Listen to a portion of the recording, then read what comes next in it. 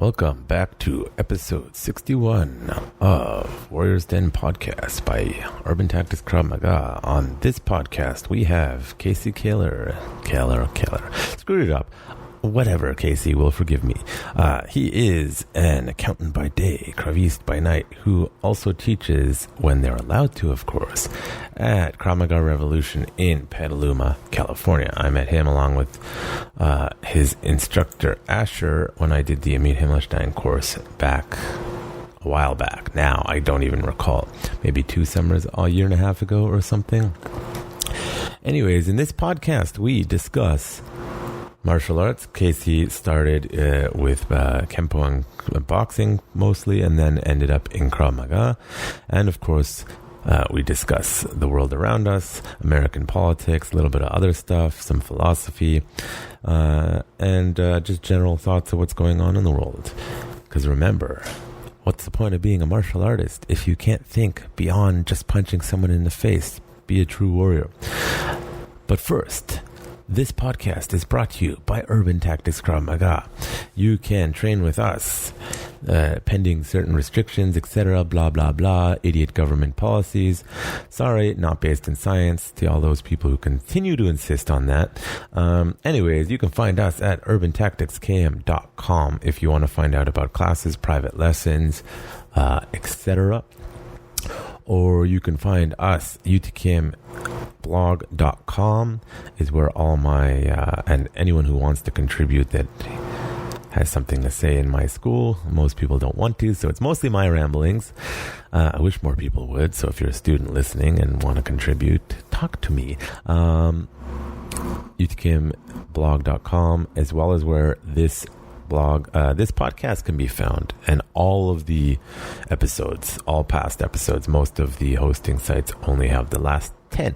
So if you want to hear the stupid shit I said like years ago, you can go back on utkmblog.com and find the older podcasts. What else is on that? Oh, some general concepts of Krav Maga, of course. And of course, if you are global and really want to support us, you can go to utkmu.com, www.utkmu.com. This is where in video format I have all our white and yellow and orange belt curriculum up, so you can see what I'm teaching, how I'm teaching it. The free content, again, still limited. Again, sorry, life. It'll get there eventually. And as I expand, so will the advanced curriculum. That will be up there.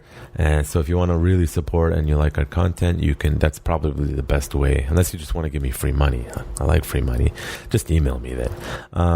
Of course, if you're in the martial arts world and want to be on this podcast, you can message me too. Now, if you want to find us on social media, these dictatorial companies that we're seeing these days, Urban Tactics Krav Maga on Instagram, at Urban Tactics KM on Twitter. Just letting you know, I don't really check Twitter, but we are there. Facebook, Urban Tactics Krav Maga. Find out what we're doing, and if you want to find out more. So again, that's urbantacticskm.com for the school, Urban Tactics, or utkmblog.com for blog and more podcast, and UTKMU for online education. I think that's it for now, is it? Yes. So this is episode 61 with Casey, accountant by day, Kravist by night. Krav Maga is not just a self-defense system, it is a way of life. Warriors Den is a podcast for Kravists, fighters, martial artists, warriors, politicians, and general citizens. Consider this. The society that separates scholars from its warriors will have its thinking done by cowards and its fighting done by fools. Lucidity. Your host, Jonathan Fader, talks to guests in an open and uncensored format about their fights, their philosophies, and their lives. No topic is taboo, and the conversation may start in one place and end in another. As the quote suggests, you cannot separate the warrior from the politics and the world around them, as a true warrior must be a student in all forms of art and science.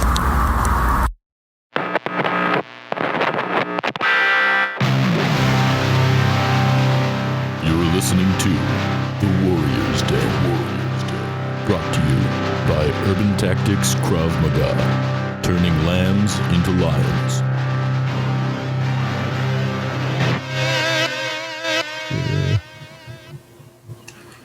podcast.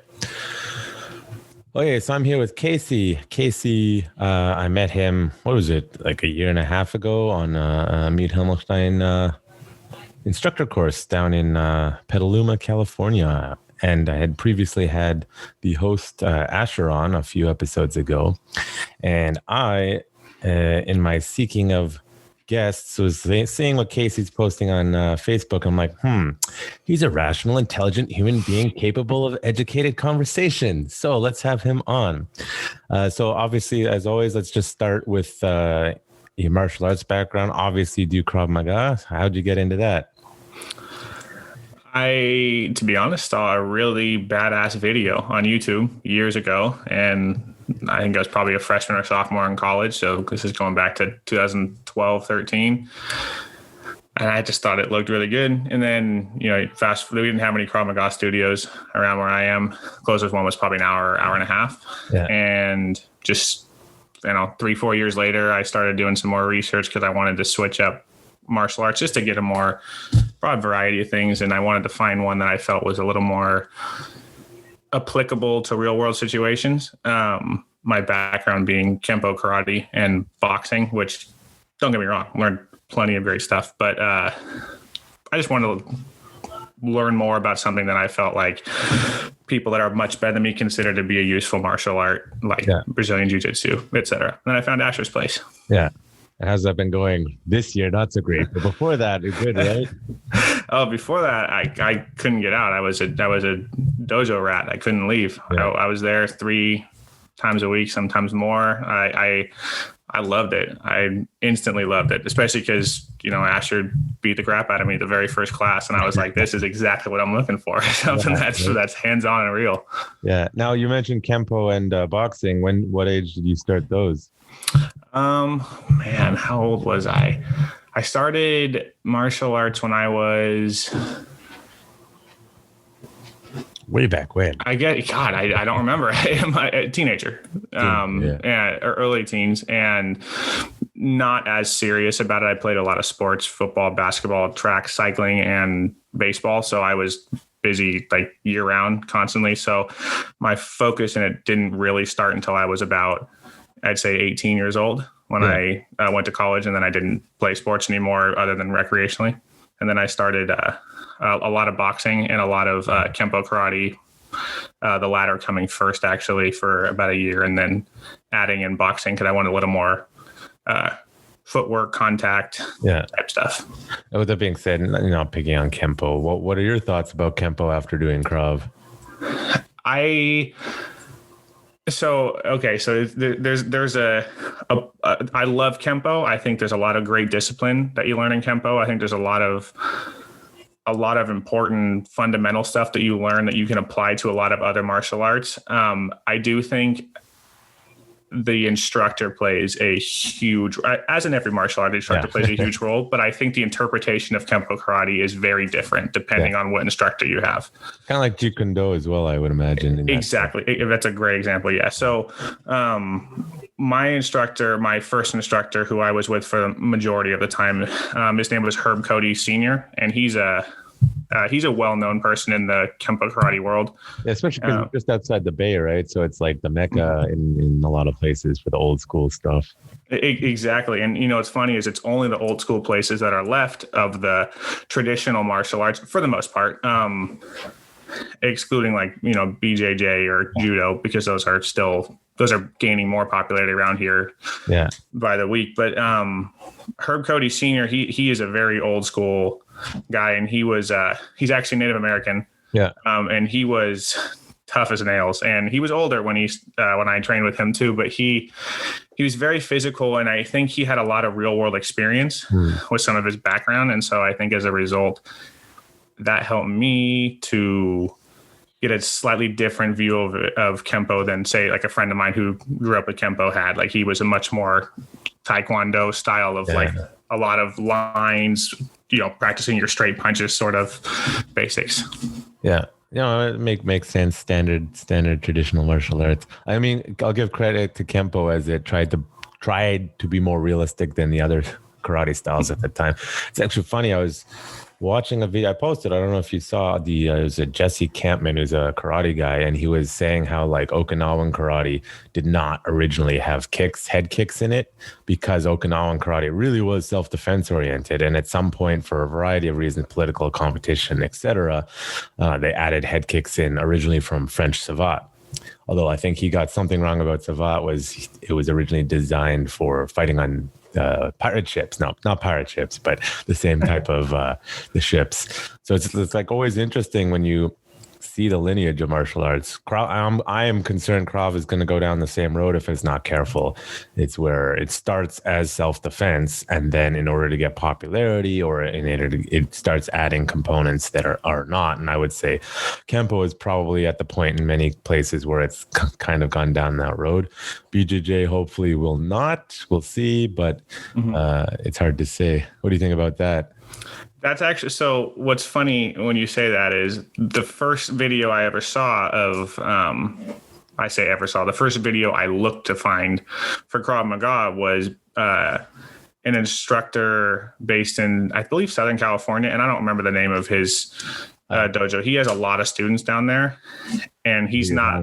I'll think about it. Keep going. You probably have heard of it. I'm sure Amit knows him too. He's not an IKF. Oh, it's Royale again, probably. Right? That's probably who it is. And it's much more like you're saying, the fear of what it could turn into. At least what I see, it's like the videos look great, but a lot of it is very, very, it's meant to look a lot more flashy, meant to look a lot. He knows, I know, like, I don't know him personally. As a martial artist, he's phenomenal. And he's legit. He's legit as fuck, like, for sure. He's teaching Sakurman Krav Maga, and everybody knows it. Everybody knows it. And, a lot of the flashy stuff he does is not Krav Maga. It's phenomenal martial arts, right? I can't do half the shit he does. No ego. Like, I cannot do a lot of that. Yeah. But it's not Krav Maga. And so he's, you see that he before the Lior Offenbach video, his video was the top rated Krav video. That's how I know it's the one you saw, because it's like 1 million views. And then the Lior video came out of Australia from one of his students, and then that went, and then that was like, no, the hardcore Krav Maga. Totally different approaches. Lior, exactly. So yeah, no, it's definitely a concern, especially in North America. So who's I talking to? Someone was telling me, like, how do you keep realism in self-defense without scaring people away? And it's a really hard balance, right? Now, boxing has more practical applications if you combine it with some other skill sets, right? As you see in MMA and stuff. Like, fundamentals of Krav are, right? Boxing, wrestling, judo, kickboxing, and then all the practical self-defense applications, right? So if you have an instructor that's not proficient at those skills, it can be hard to teach Krav. And you'll get the same thing as like Kempo, because traditionally, like, most Krav guys are boxers or kickboxers, and then they do Krav. And then once all the ground stuff came out, most Krav guys are shit. I don't know what your experience has been with that. But that's what I think so far. I'm much more, I don't like being on the ground. Yeah. And that was definitely something I had to get used to, being on the ground. And I've gotten in plenty of fights. Every fight tries to go to the ground, at least at some point. Yeah. And I am lucky that I'm pretty fast, and I'm really quick with my feet, and I have really good scramble skills. I guess that's the best. That's the best way to describe my game, is I can scramble with the best of them, but I can't pin anybody. If you put me against a D1 wrestler, I'm going to get wrecked if I have to just wrestle. Yeah. Like a good wrestler. I'm I'm not that old, but old lazy jujitsu, where I just lay back and wait. Every once in a while, I get these young white belts that have been doing wrestling for years or something else for years, and they're still in the peak athleticism. And I'm just, I don't have the energy for this. And, they'll pass and they just fire. And I just lie there and wait to regard, because I'm like, I don't care. But like, obviously on the street, you don't want to do that. So you're going to use more practical application of get the fuck off me. Now, your attitude is absolutely correct for stay off the ground. But it's one thing I would say is, as it is a skill that's really difficult to get even decent at, grappling, if you're not good at it and you run into one of those people, no matter how good your Krav is, you may have some trouble. That's what I tell everyone, right? Mm-hmm. So, do you have like a real world experience where you ended up on the ground? Or is it more like the? No, definitely. I got my ass taken down by somebody one time at a bar. And to be fair, the fight was my fault. I mean, I give myself, it wasn't all my fault, but I definitely didn't help the situation by any stretch of the imagination. He took me down. Avoid, it was your fault. Yeah, exactly. And he, I was 21. I just turned 21 and I was in a bar, and he took my ass down real quick, and he definitely knew how to grapple. I don't know what his name was. I don't even know what he did, but he knew how to grapple, because only reason I was able to get out of anything and not lose it is because the bouncers came over and stopped it before he could actually really wreck me too much. But it was quick. It was very quick. So some wrestlers are crazy fast. Now, even with that being said, I've known people who are just natural athletes, and they've never really grappled in their life, but I've wrestled with them, and it's like, what the hell? Someone was asking me to write a blog post about, no one style is better than others. And I'm like, well, actually, some styles are definitively better than others. It's been proven. But you have the size, you have skill, you have physical capabilities that will affect everything, right? I'm not a physical person. It may seem like that when I was training in the seminar with you guys, with the instructor course. It's more just because my mind clicks into the army mode and I go. But like against some, there was a couple pro athletes there, and it's like against those guys, I'm nothing, right? And you have to know this about yourself, right? I have this ongoing battle with pretty much everyone about positivity and like, believe in that. I'm like, okay, but there's reality, guys. And I know people don't like to hear that. It's like, okay, I'm 5'6", 160 pounds, and I've never been an athlete. I know that because I went through in the army. I cannot be athletic. So I have to be aware. Like, I would have to train every single day, all the time, like a pro athlete, and I still would not see the kind of results some of these guys do in like 5 minutes, right? So when it comes to self-defense, it's like, I think that's a super important aspect to realize. Like, you can have all the skills in the world, but one of those monsters comes along, like, you're fucked, right? And at that point, that's where it's who's willing to be more violent that wins the fight at that point usually. And sometimes you're outgunned, and it's like, well, what do you think of all that, like the positivity and think whatnot, like believe in yourself and like David Goggins style? Yeah, no, I definitely relied. I still do. I mean, I definitely still rely on my athleticism, which has definitely helped me, like, especially when it comes to like boxing, which doesn't, there is definitely a skill to boxing and a style to boxing, but it's, there's no katas in boxing. You don't have to learn 10 katas, and there's no ace as, certain stances. It's boxing, there's southpaw, and there's, a few little tricks and stuff like that, but I relied my speed and my agility and my reaction, because I consider myself a pretty athletic person. I wanted to play sports in college. Injuries and the college I chose kept me from doing that, but it definitely, like, martial arts initially for me was not because I wanted to be able to fight somebody, because I'd gotten in fights before I like really started to heavily go into martial arts. I never used any of the martial arts I knew. I punched and through elbows, I kept it simple, and I did, and I was fine. And first time I went to a boxing ring, I still did fine against a guy who'd been doing it for a lot longer, purely because athletically that fit my skill set of athleticism better than if I got into a wrestling match with somebody, because I was still using my feet and still using my hands, which is what I did in sports. So, well, I mean, I think a good professional example of that would be the Conor Mayweather fight, where it's like, as a fighter, it's Conor all day, but his cardio was not where it needed to be, and Floyd probably knew that and just wait. Also the rule set, of course, with all the clinching that went on in that fight. But the hammer fist to the back of the head. Yeah. I mean, athleticism on its own is not the all end all be all, but if you have it, it's like you're a leg up.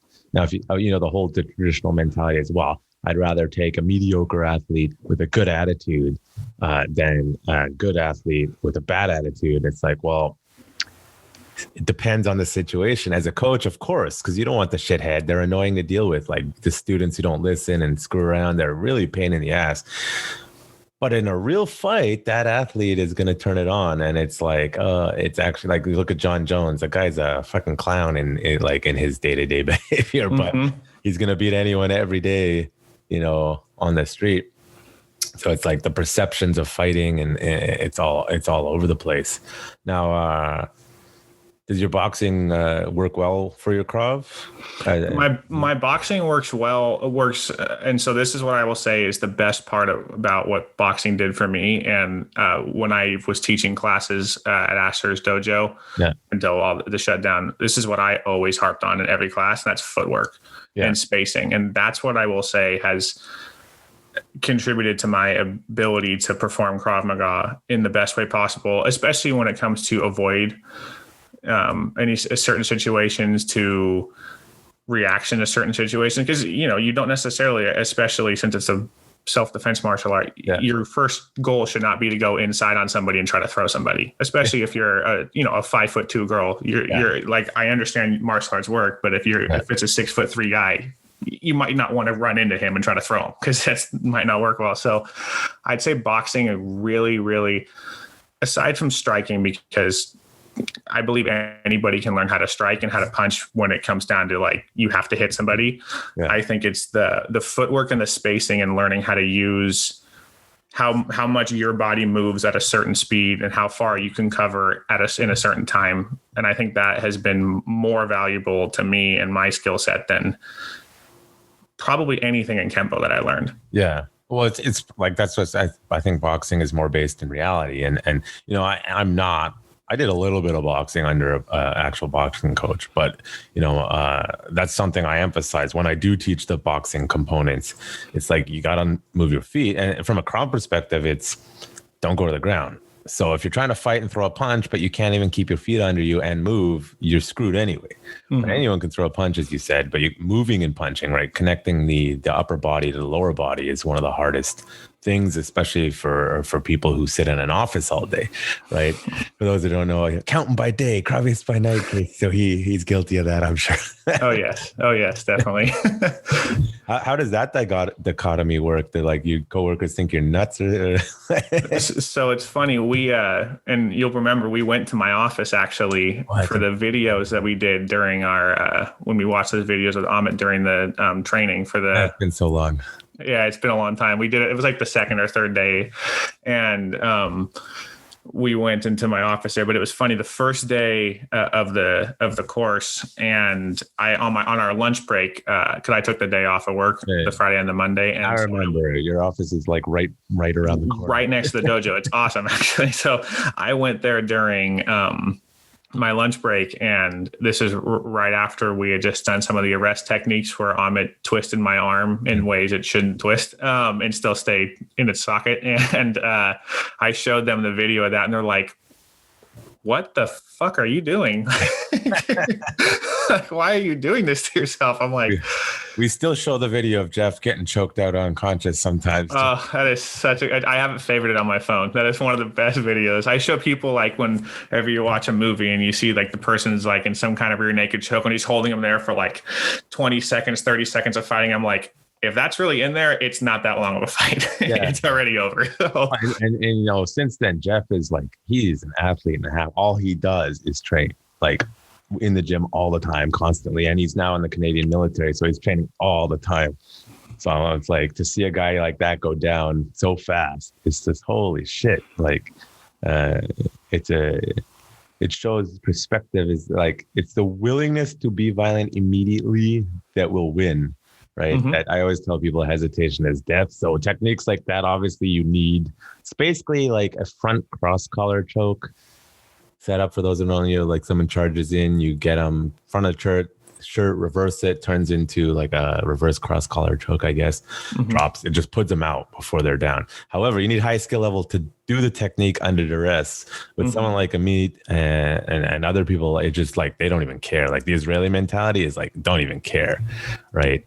Versus, I don't know what it's like for you. Like I just can't be like that with my students. Like they will never come back. So that's definitely a thing here. I think, and this is where it starts to get into the modern climate of California and U.S. in general. You have it worse than us. Yeah, you're right. I know. So it's one of those. Here's what I will say. I think that people that come to Krav Maga specifically, that look for Krav Maga to come to specifically, often expect a little bit of something more physical. At least in the students that I've been with and been around, like I've trained with a lot of them for a while now, and I think it catches people by surprise. I also think some of the women that come to our class, I think it's a little, and this isn't to be like sexist by any means, it's women aren't used to being as physical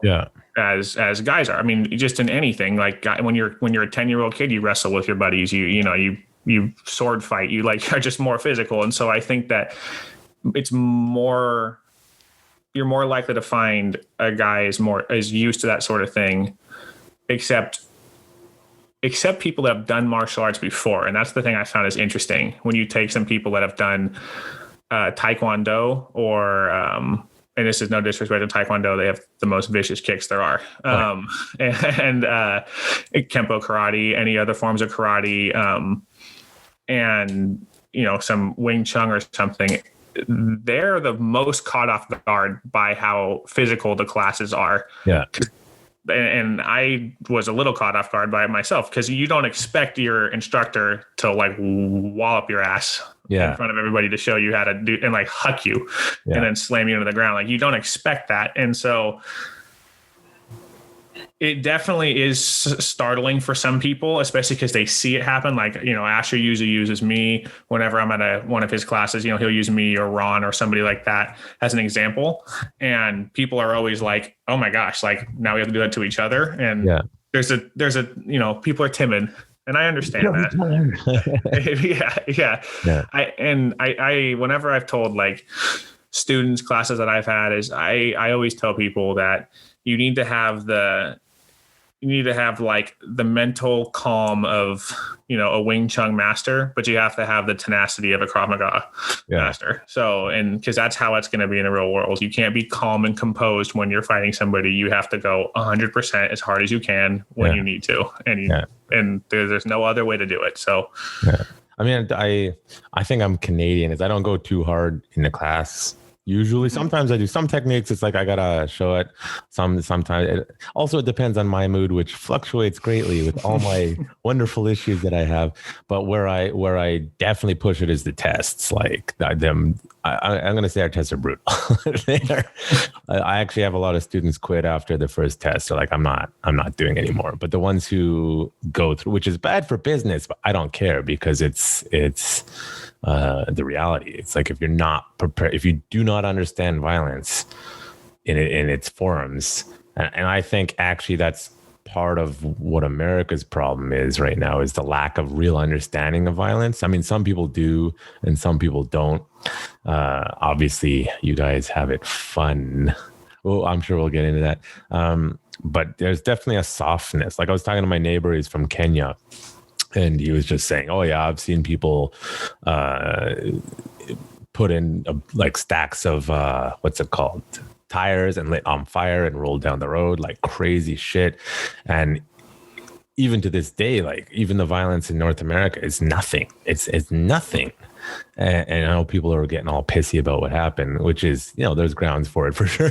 But it's like, that was nothing, man. Like, I'm sorry, that's nothing as far as global real violence is. I was watching, what's that new movie? The Tax Collector on Netflix. Have you watched it? The tax collector. The tax collector. They're just pumping shit out. It was okay up until the end, and then you're just like, oh, come on. It's to do with like cartel wars.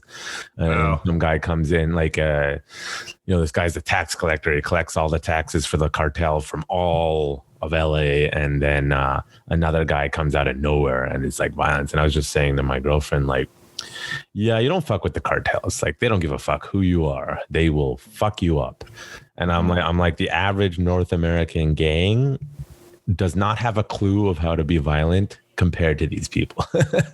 And, it's the kind of thing, it's like, I'm actually as aggressive as fuck as I am as a person. I do not fight if I do not, like, I will not unless it's life or death, because I know what can happen. And also, I'm a smaller human being. Like, I have to be objective reality. Like, if I'm going to do that, I have to be vicious, or else I risk injury to myself. So I'd rather not fight. And I'm just like, the average Canadian and American just has to really ask themselves, if the world went to shit, could they be capable of such violence? And I think the answer is no for most of them. And we're going to be in big trouble if anything ever comes to that. People like you and me might be okay, but the average person is going to get a little loopy. Now, I know up here, I'm in BC, Canada, which is really a very calm, peaceful place, even though people here will be like, it's dangerous. Like, shut the fuck up. It's fine. And we had the toilet paper wars here early on last year. And I'm just like, what is wrong with people? This is ridiculous. So how was it, in California? Like, how bad did shit get there? I mean, you guys have crazy stuff going on there. Well, California is such an interesting place. Actually, this speaks to the size of the United States in general, and California, and obviously BC is quite a large place. Which, by the way, Victoria is one of my favorite places I've ever visited. Really, it's like old people retirement home, and I love. I was only there for 2 days. To be fair, I was only there for 2 days. I mean, it's beautiful. It's the aquarium and stuff is great, but I could not live there. I didn't. I was only like 19 when I went, or 18 or 19. So it was just it was like a cruise that stopped there for 2 days. But I think that in California it's weird because Northern California, and like where I'm in the northern half of California, like what's considered Northern California, but I'm not the northern part of California, not even close. And so the northern part of California versus more like where I am, like central northern. You mean communist city? You're in the communist city. Exactly. I'm close to San Francisco. I'm where all the commies are, I guess. But there's such and I'm from the Central Valley, which is actually a very red area, very red Republican right wing area. And then LA is obviously back to being more blue again. At least on their surface, there's a lot more people that are more red than they think they are. I think they're just cowards, honestly. That's all I got. Like, exactly. And there's an element to, why people are cowardice, which we'll get into later. But I'd say in California, there was a very mixed reaction to the initial shutdowns. You mentioned toilet paper. There's none here, none anywhere. Central, even no matter if it was a red area or a blue area, because my parents still live in the Central Valley. There's none. Couldn't get any anywhere. And same with where I am. It's funny though, because I think the reasoning for people getting stuff was different. Because people bought it in the Central Valley because they knew, they were just like, oh, it's everybody else is buying it, we need to buy it. People here bought it out of fear. And so I think that speaks to just the different way it was looked at by people in different areas of the state. In 4+ areas of the state, there's 4 different reactions.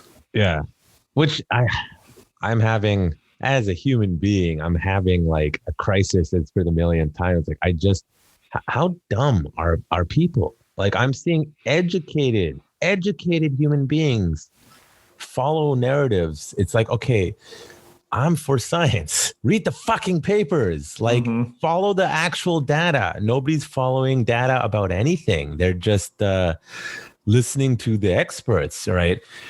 And it's like, okay, but like I had a guy tell me the other day, like, well, I'm not a scientist. I don't know anything about that. I'll just listen to them. I'm like, but they're not even practicing science. It's like they're just saying shit. And I got different groups of people. It's like either they genuinely don't understand the science and they're just like they had their ego prevents them from admitting like I don't understand. They just like I'll just listen to that. You get the other camp that's people that is like, I went to school for 12 years. I know what I'm talking about. And then you get everyone else in between who's just like trying to keep their heads down. And it's like, in the end, nobody wants truth anymore. And nobody wants, like if you've been like, I was not that concerned pretty early on because I can read the fucking data myself. I don't need someone to interpret it for me. But good luck trying to tell people like, hey, I don't think this is bad as you're telling me. No, it is. And I'm like, yeah, I understand a lot of people are dying, but this is not like people aren't dropping dead in the streets. Like, why is everyone freaking out? And then you see all the policies, like you guys had it bad. I would be pissed if I was an American in a democratic state because, oh, look, now that Biden's getting inaugurated, all the lockdowns are going to disappear. Oh, I didn't see that coming. Yeah. It'll be very interesting to see what happens with the lockdowns going forward, especially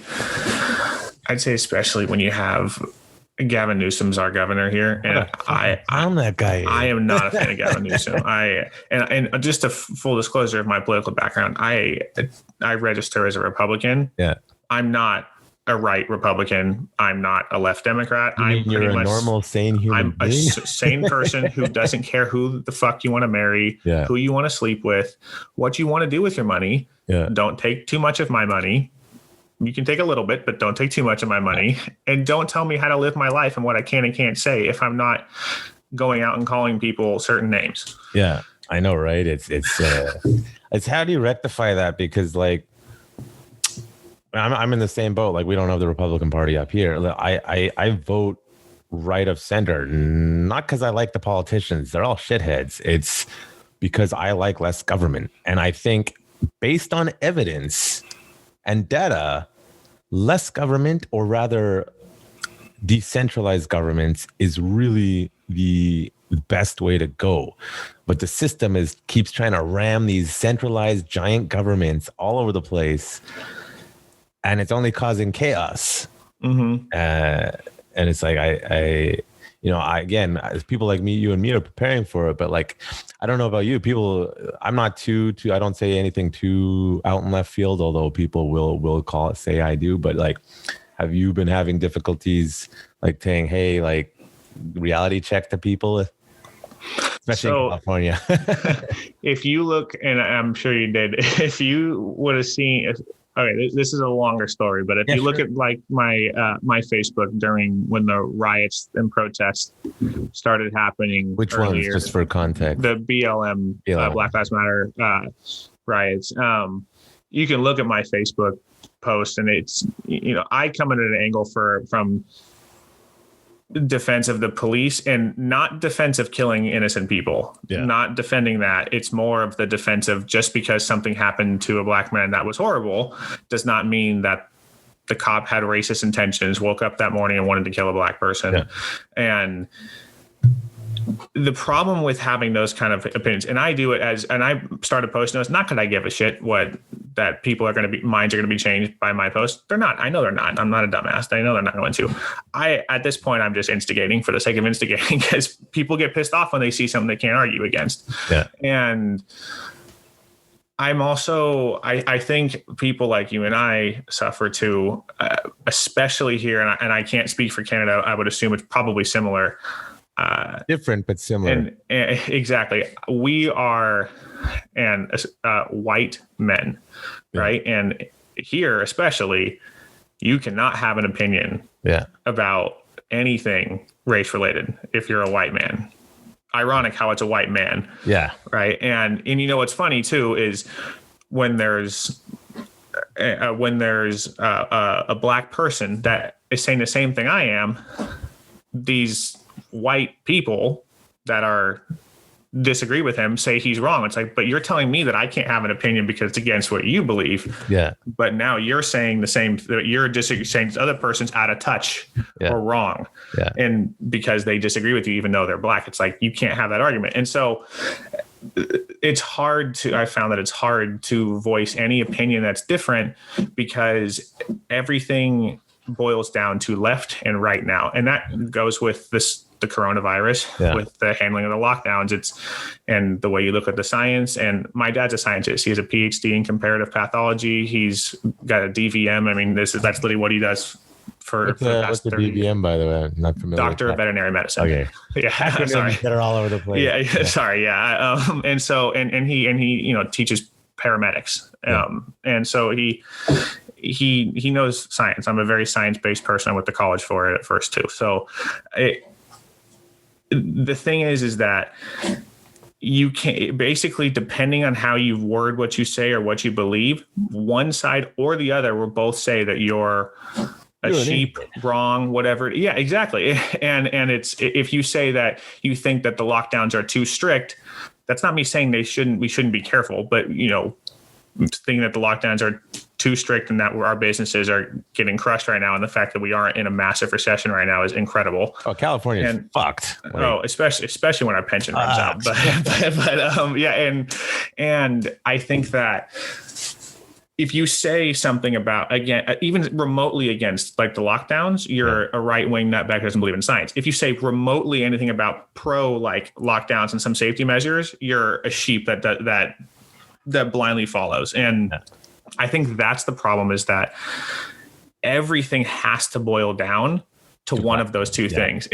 Everything. It's like, I don't want an innocent black person to get killed. I don't want an innocent any person to get killed. I think there is some racial tendencies and bias in some places in the country. I don't think it's overblown that people act like it is, not even close. But I do think there are some issues, and I don't think they're good. I think they're wrong. I think they're terrible. But I also don't think that the police force is completely racist here either. And I don't believe that a lot of incidents that have happened were racist incidents either. Well, it's funny you say. I was looking into it a little bit, and it's like, these incidents have not gone away in cities, or perceived incidents, I should say, where they've actually diversified their police forces to the point, and LA is one of them, where it's actually like half to 2/3 non-white people on the force. And yet these issues are still happening, and I was listening to a podcast. I don't like it, as a Fighter and the Kid podcast. I used to love it, but then the whole Brian Callen, he got kicked off because the whatever.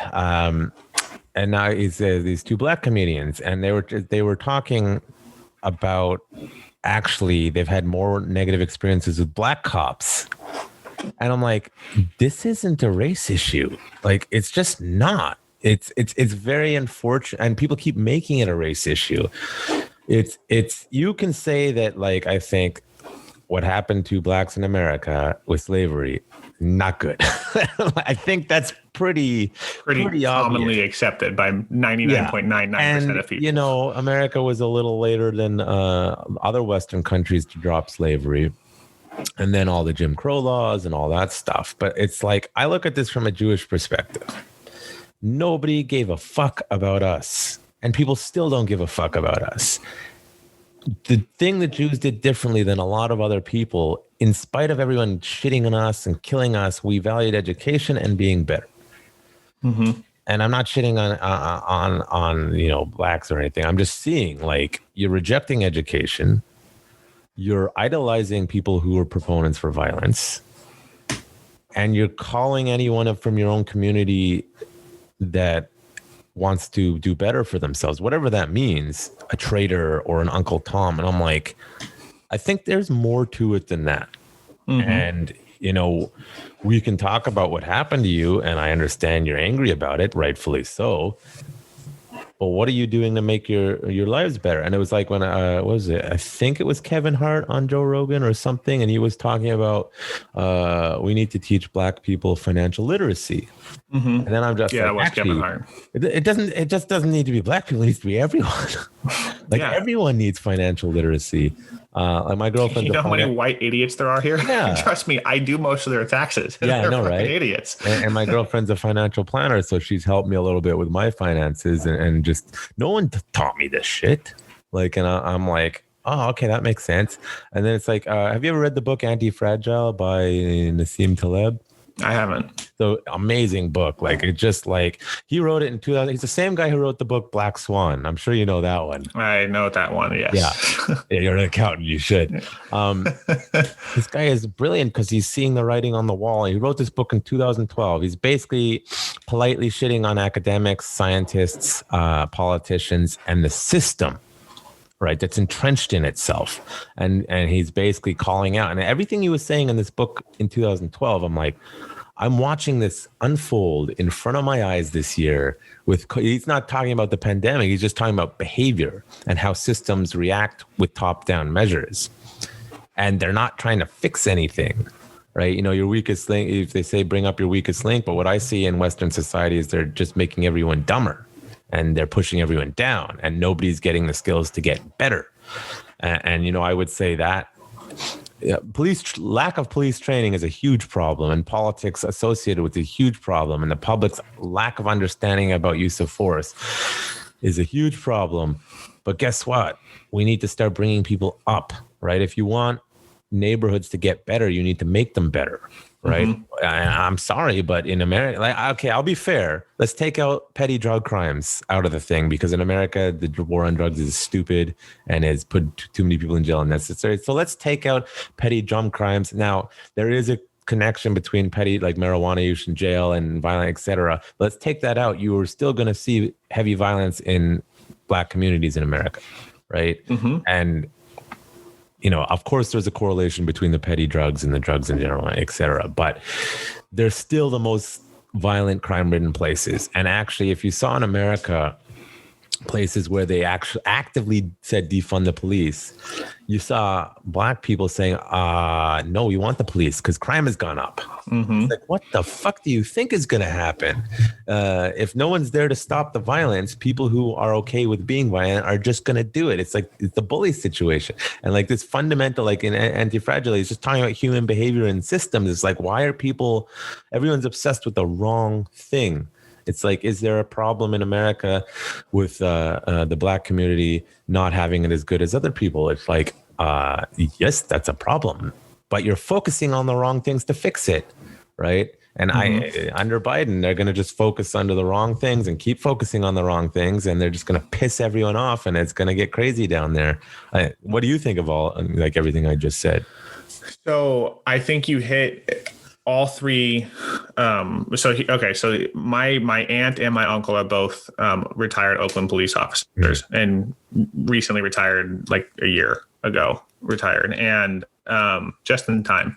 And they, so I think you're 100% right with those things you said that were the biggest issues is the perception of use of force, what that means, how to be a cop, what it means to be in those situations, and also the police training. The police training is an interesting one, and here's where I find the defund the police thing to be so interesting and ironic. And I think there's the people that'll say, like, defund the police, and they'll be like, what are you talking about? You can't defund the police. They're like, oh, no, I don't literally mean defund the police. I mean, I mean, you're supposed to not have them do as many things and not have to cover mental health issues. And I'm just like, okay, that's not what you're saying, and that's not what you mean either. And when it comes to police training, so here's and I'm sure you know this, but here in at least in California and in most police precincts that I've ever done research on and read about,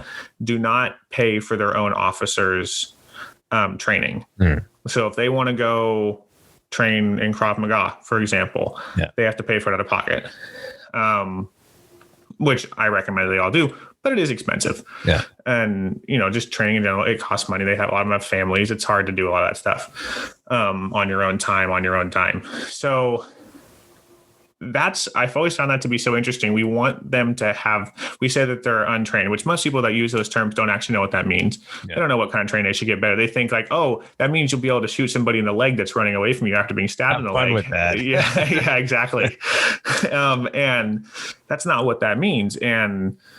But we want to defund the police, quote unquote, and they have to still pay for their own training. So there's a continuing system of you want to you want them to train themselves better, but you don't want to pay for them to be trained. So they have to go do it themselves. But then if they go do that, then as soon as they shoot somebody, whether or not it was a justified shooting, the first thing it says on there, oh, this person trained many hours after their work on their own time to learn a deadly martial art called Krav Maga. Yeah.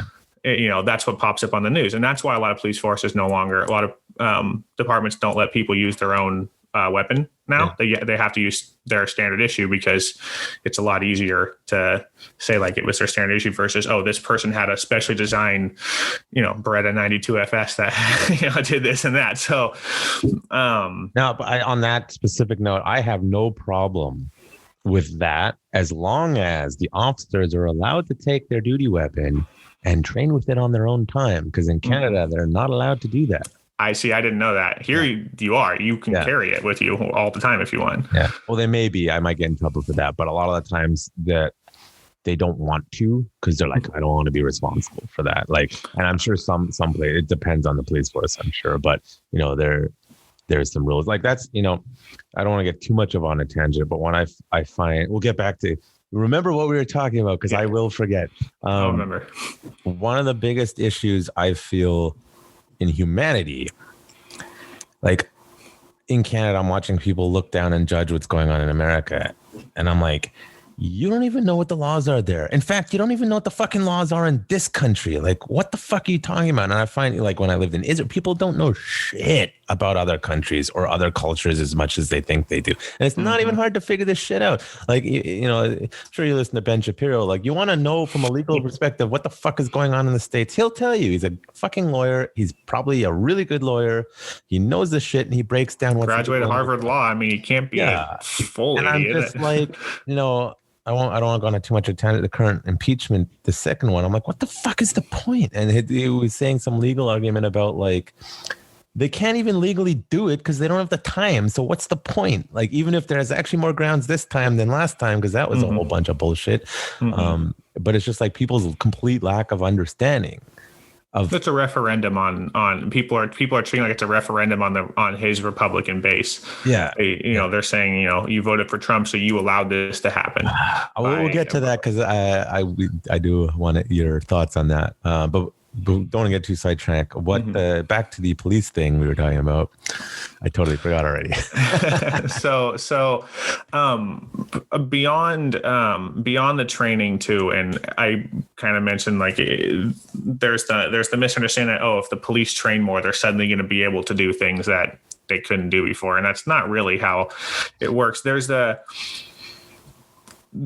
public perception of what police should do in situations. And it's mostly because people have it's almost always because people have no clue what they're talking about and what being in any situation, writing a ticket for somebody, pulling somebody over for speeding, how dangerous that situation can be.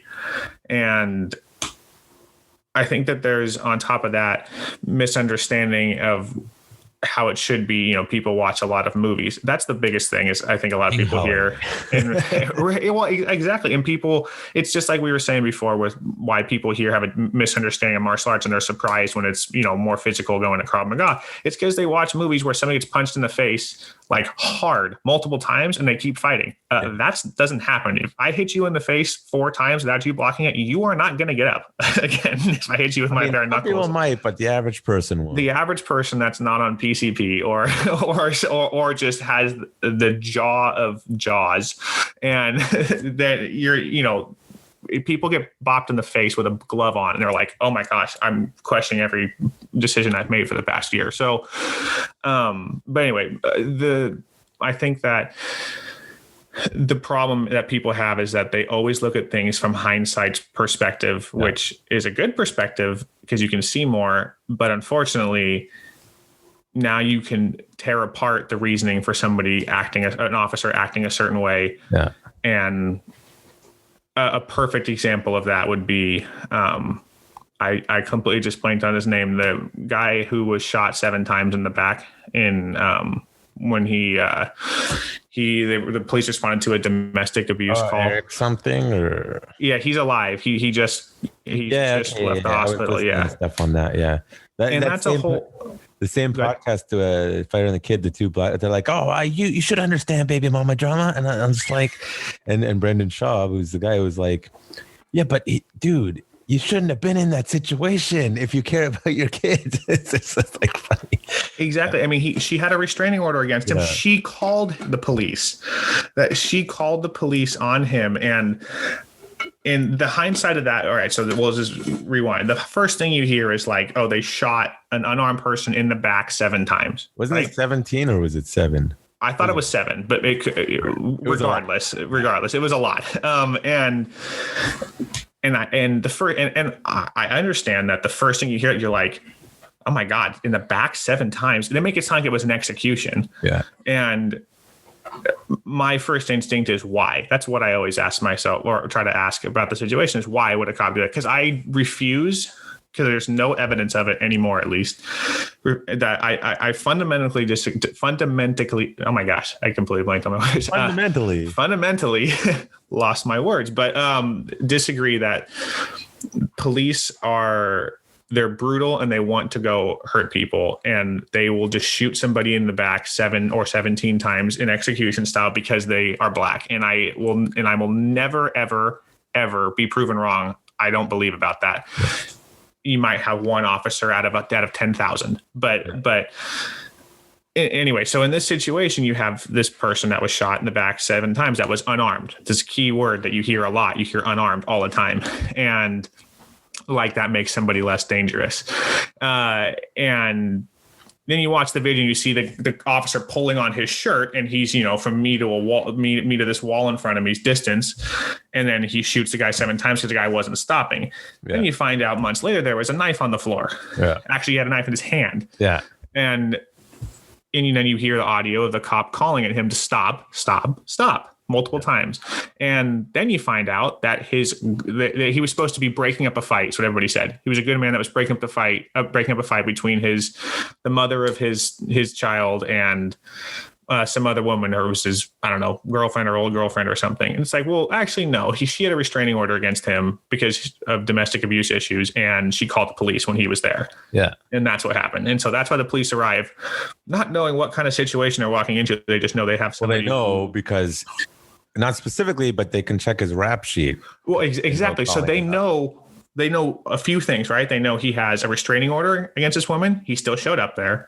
She's calling because she's scared, and he had a history of domestic abuse, or I forget exactly what it was. I don't want to be incorrect by saying that, but it was something along those lines, which is why the restraining order was, why she got a restraining order. And so when you show up there now, and now this person's not listening to you, and now he's going for a knife. You don't know what he's going for specifically. And then you find he's going for a knife. You're not going to find out and see if he's actually going to use it on you or not, especially when you're 1.5 feet away from the person, because your job is to get home at the end of the day. Yeah. And that's the problem, I think, and that's why police have, and I just blanked on the term, when it's like they're allowed to make some mistakes without being charged for those mistakes and going to prison for like a mistake, if that makes sense. Like, it's like paramedics that, unless they're negligent, right? It's a protection against that. Yeah, because you don't want a cop to be like second guessing him protecting himself, because that's how he ends up dying. Yeah, yeah. And there was that one cop that let himself get beat up by a black guy because he didn't want video to come out saying he was being, it's like, you need to get off the force now. Like, I'm sorry. Like, you can't even protect yourself. You're done now. Yeah. And it's like, I often ask people, like, the George Floyd thing. I'm like, you watch the whole video? They're like, oh yeah, the cop killed him. I'm like, you know what? Multiple coroner reports said he died of, including the family's private coroner, that the cop killed him. It's like, no, massive drug overdose. He might have died even if the cop didn't even show up. Like, what are you fucking talking? And they're like, oh, are you sure about that? I'm like, multiple, including private coroner.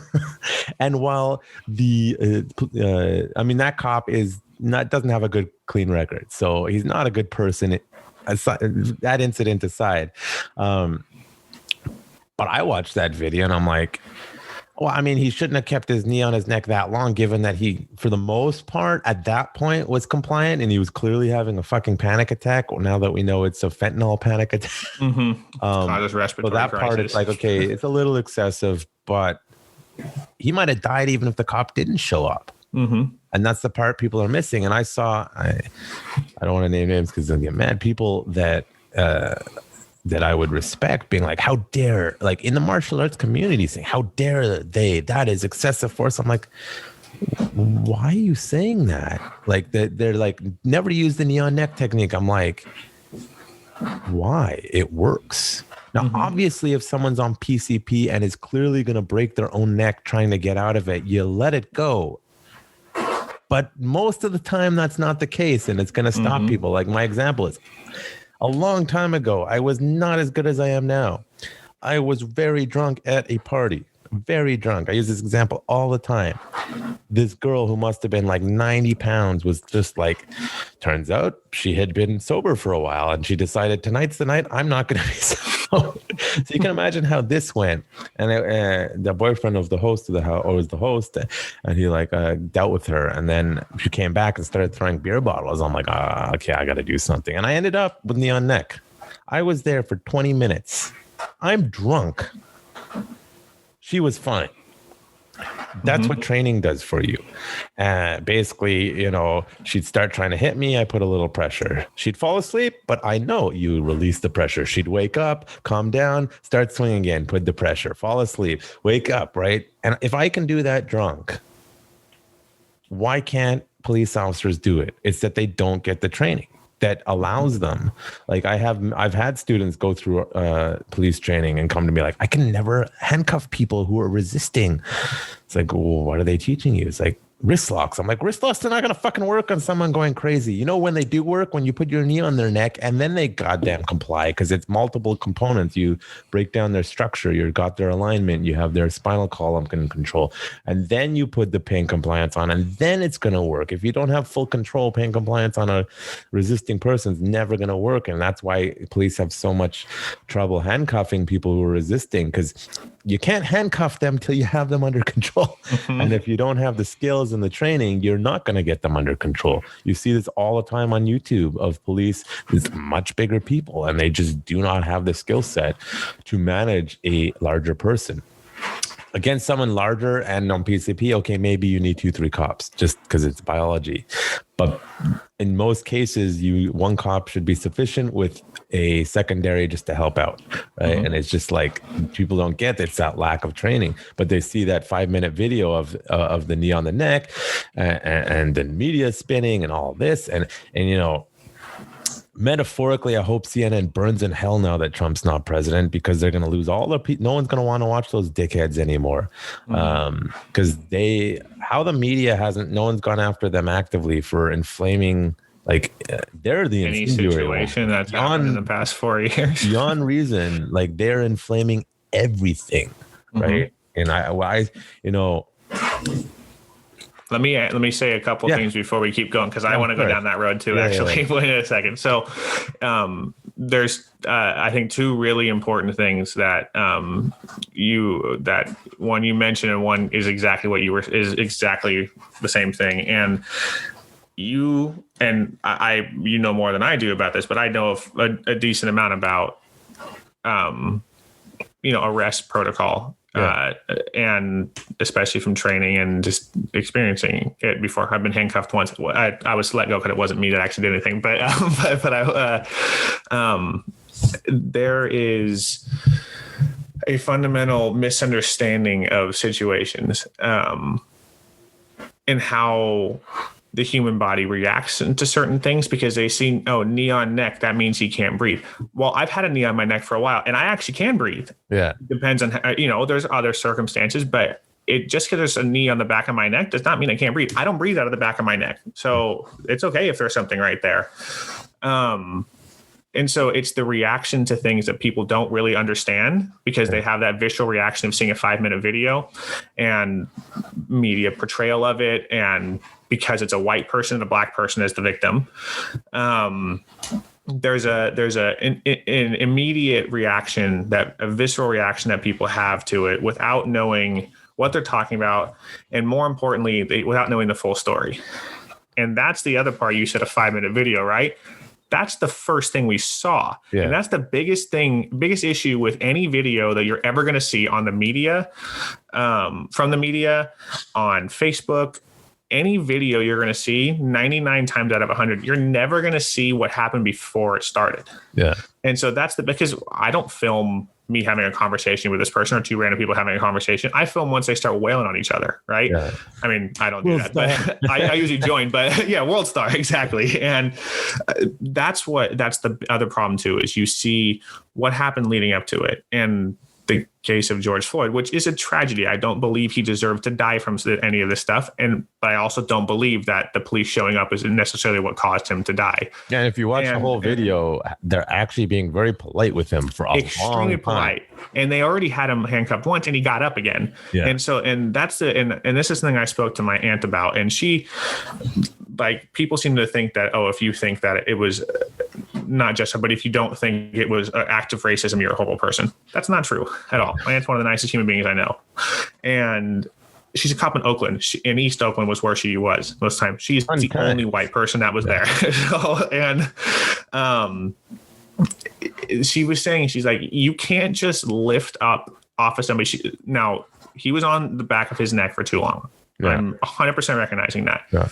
But you don't just let up off of somebody because they're saying, I'm uncomfortable or I can't breathe in something, because you can't just let up off of that, because you don't know what that person's going to do. Yeah. There are ways you can do certain things to make it more safe for yourself and those around you and the person that you're arresting. But you can't just, because they say something like that, doesn't mean you instantly just let up and then make sure they're okay. Yeah. So you have to protect yourself. A good example of that was Georgia, the Wendy's. The one guy who was killed in front of the marketplace that was right there, and he was saying, I can't breathe. No, it was a Wendy. I think it was a Wendy's, which ended up getting burned down by BLM people like a few weeks later or something. It's like, but if you watch the video, they were just about to get the second handcuff on. And they must, and you can see the police, they clearly don't know how to restrain someone physically. And then that was the moment he just exploded up, grabbed the one guy's taser, shot at the cops, and then the other cop shot him. The police chief, that was in Atlanta. Yeah, Atlanta. Georgia, yeah. The police chief was black. And he had to end up, they all got thrown under the bus. It's like, no, that guy...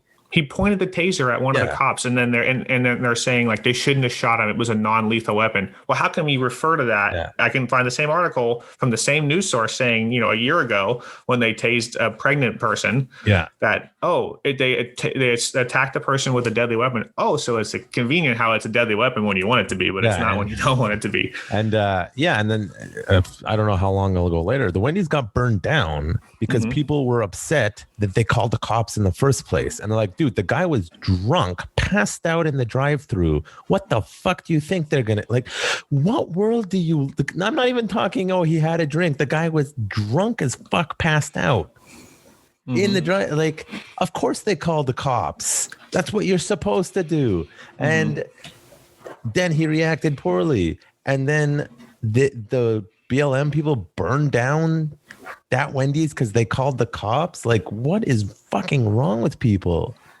Like, it's okay if it's the other person, like, switching gears, like the woman who got shot in the Capitol protests, right? Now I'm watching that video and I cannot believe even conservative media that's like, we don't have enough data to make a statement about. I'm like, dude, there's a fucking video. If that had been a black person, you'd be all over this. And my comment about that after watching the video was that, well, first of all, and I'll talk about the security issue for a second. These people should not have been able to get in the building. But under no circumstances, at least in that immediate second, were those guards at threat, life or death. They were not. They were behind a barricaded door, poorly barricaded, but barricaded. There was no indication that that door was about to give. And yes, she was trying to climb up to where? Where is she trying to climb up? They shot her through the window at point blank. If that had been a black person, they would have made, and this is a totally legitimate argument, that they were not an immediate threat to life or death All they had to do is make sure the door was closed. They could fire warning shots to scare them off. They did not. He shot her point blank through a secure, at least at that time it was secure, through a window, right? Now, my understanding, that officer got let go or relieved immediately, right? Because I don't believe that was a clean kill. People will be like, oh, they're panicking. It's like, if that had been a black person, you would have been saying the same thing, that they were not an immediate threat, which they were not, while the situation was obviously not great. Now, on that, my question, and every single one of the heads of security at all levels all lost their jobs immediately, as they should, because the question is, whose bright idea was it not to increase security? Like, what planet not to have any riot gear or mass riot suppression weapons there? That's the problem. We never expected this to happen. And it's like, yeah, you did. You have to expect it to happen. That's your job, is to expect that to happen. Not only that, it's like, you knew, even if it was peaceful protest, you knew it was coming. You always increase security when you have that amount of people en masse. You always. Like, what world are these? The only thing I can think of. Now, here's the thing. If it turns out, let's say Trump said no security, no increased security, yeah, he's in big trouble. I don't think it was him personally. I think it was a lot of people. From my understanding, it was DC mayor they didn't like the bad optics. The security they said no because they didn't want it. And it's just a whole bunch of people said no. It's like, you all completely fucked up. And I think they did it on purpose, some of them, for political means, so that this bullshit could happen. And it's like, those guys should never get work ever again in the security field, because that's an obvious call. You knew this was going to happen, and the people got in the building. That's my first thought, is like, I was driving, someone sent me a text, and it's like, have you seen this? I'm like, what? Like, oh, they broke into the Capitol. And I'm like, oh, what do you mean? Like, where's the security? Like, it's like, I'm like, I remember asking them, like, he's like, oh, it's crazy. They did it. And I'm like, huh, cool. Where's it's like, so they got into the building? Like, are they fighting with the car? He's like, I don't think so. There's no security. I was like, like, to me, I'm like, what the fuck? Like, and then once the National Guard, what people aren't saying, once the National Guard came in, they kicked the shit out of those people. Like, I saw a bunch of photos, they kicked the shit out of them. It was, I enjoyed that. I enjoyed those videos. And I'm just like, they deserved it. But had that been black people or BLM, they'd be saying police brutality. And it's like, you were saying that this is somehow a double standard. It's like, well, had there been police there from the start, and had the National Guard been there from the start, which probably was the right call, I'm pretty sure they would have been kicking the shit out of them from the start. And then it's not about race. It's if you go up against uniformed officers on a mass situation, I'm sorry, they're kicking the shit out of you. Because the only option they have other than that is running away. And in a situation like the Capitol, it's like, you can't run away, guys.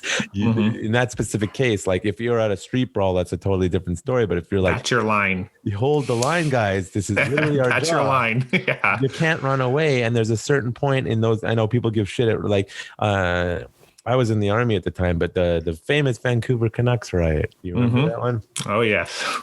And the police got criticized for backing off. And it was like, no, they did the right thing. It's like 200,000 people and, like, I don't know, 50, 100 cops that are not properly equipped. They backed off. It was the public lost their shit. I'm like, no, that was the right thing to do, because 100% they will be shooting people for sure if they engaged. Now that's exactly what I was going to get to. Go ahead. Sorry. Yeah, no. And that's a situation was that totally warranted. But in a situation like the Capitol, it's like, this is a little bit of a different scenario. You already know there's a group of people that are violent. There have already been death threats. You basically need to protect these old fucking people who can't defend themselves anyway. And as people's memes and stuff got censored on for saying, they showed a picture of all the politicians cowering behind the benches saying, and these are the people who are going to talk to us about use of force, which is a total valid point. Nobody got into that chamber until the politicians were already cleared of it. And people seem confused of that. They basically let them in at that point, I think. So, as the American? So that was, first off, that was one of the craziest things I've ever seen. Like, just as a concept, it was one of the craziest things I've ever seen. So I will say, I'll start off by saying this. I do not like Donald Trump. Yeah. I don't. I don't think he follows conservative views. I think he pretends to. I think he's part of the reason there's such an angry climate against your own people. Yeah. Not the sole reason, not even close to the sole reason, but I do think he's one of the louder reasons. Well, it's always the louder people, in my opinion, it's always the stupid people that are the loudest, or the people that, it's like the far left. They're always the fucking loudest, the ones that are trying to cancel culture everybody. And anyway, just to stay on track. So I don't like Donald Trump. But I don't, when this whole thing happened, the first thing in my head wasn't, oh, it's because they're white that they weren't killed. I think, or there wasn't a stronger reaction to them. And I think the problem, like you said, it stems not from how the cops reacted to it. It stems from the preparation for the protest, what peaceful or not, because I don't give a shit what race, color somebody is what protest is, what they're protesting. If they're storming, if they're pushing their way into the Capitol building, and you have the small John, you're not going to pull your pistols out, which is the only weapons you have, and just start shooting people. Lethal force. That's how you have Tiananmen Square in Washington D.C. And you don't do that. You can't do that because of the I understand that you can't let people into the Capitol, but you also can't just start shooting people that are pushing their way past you. So there's I don't blame the officers that were there. For most of them, there are obviously some didn't react well, i.e. the one that shot the woman through the window. I don't think that they reacted badly with how they handled it. I think they were extremely grossly underprepared for what it was. And I mean, that's why you have riot suppression weapons. That's specifically why you have stuff like that. And you can't just bring that in after 3.5 hours after they've already been taking over the Capitol building, and people are sitting in Mike Pence's chair. Like you can't do that. And then I think that the reaction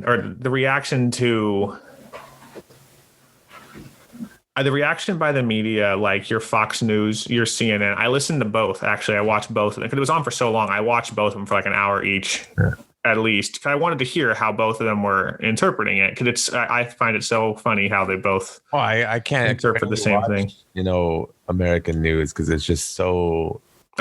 It's so phony, and that's what I can't stand. It's so phony, and that's what bugs me the most. It's like, and to me, in my opinion, every single one of those people that was involved in taking over the Capitol building, they deserve to go to jail for it. They deserve to have and they will. And exactly. And I don't have any sympathy for them. I think that's exactly the consequence that should happen. There's one thing that if you are going to stage an insurrection, it's not a coup. People need to shut the fuck up about it. It's not a goddamn coup. A coup is with a military force. The person to try to get a coup was actually fucking Nancy Pelosi, that psycho who basically told the military to ignore Trump, and they said, no, that's a coup. We're not doing it. Mm-hmm. Like, I don't know. Yeah. And that's the problem that I have is with a situation like this, and it just exemplifies a much broader issue. And I mean, I think everything that happened with that riot was just beyond disgusting, beyond outrageous. I cannot believe it just happened. Yeah, because I was going to say, if you're going to do an insurrection, you better do it right, because if you don't, nowadays you're going to jail. 100 years ago, you're shot in the head. So. Exactly. You're executed if you do it beforehand. Exactly. And I have no problem with those people going to jail, etc.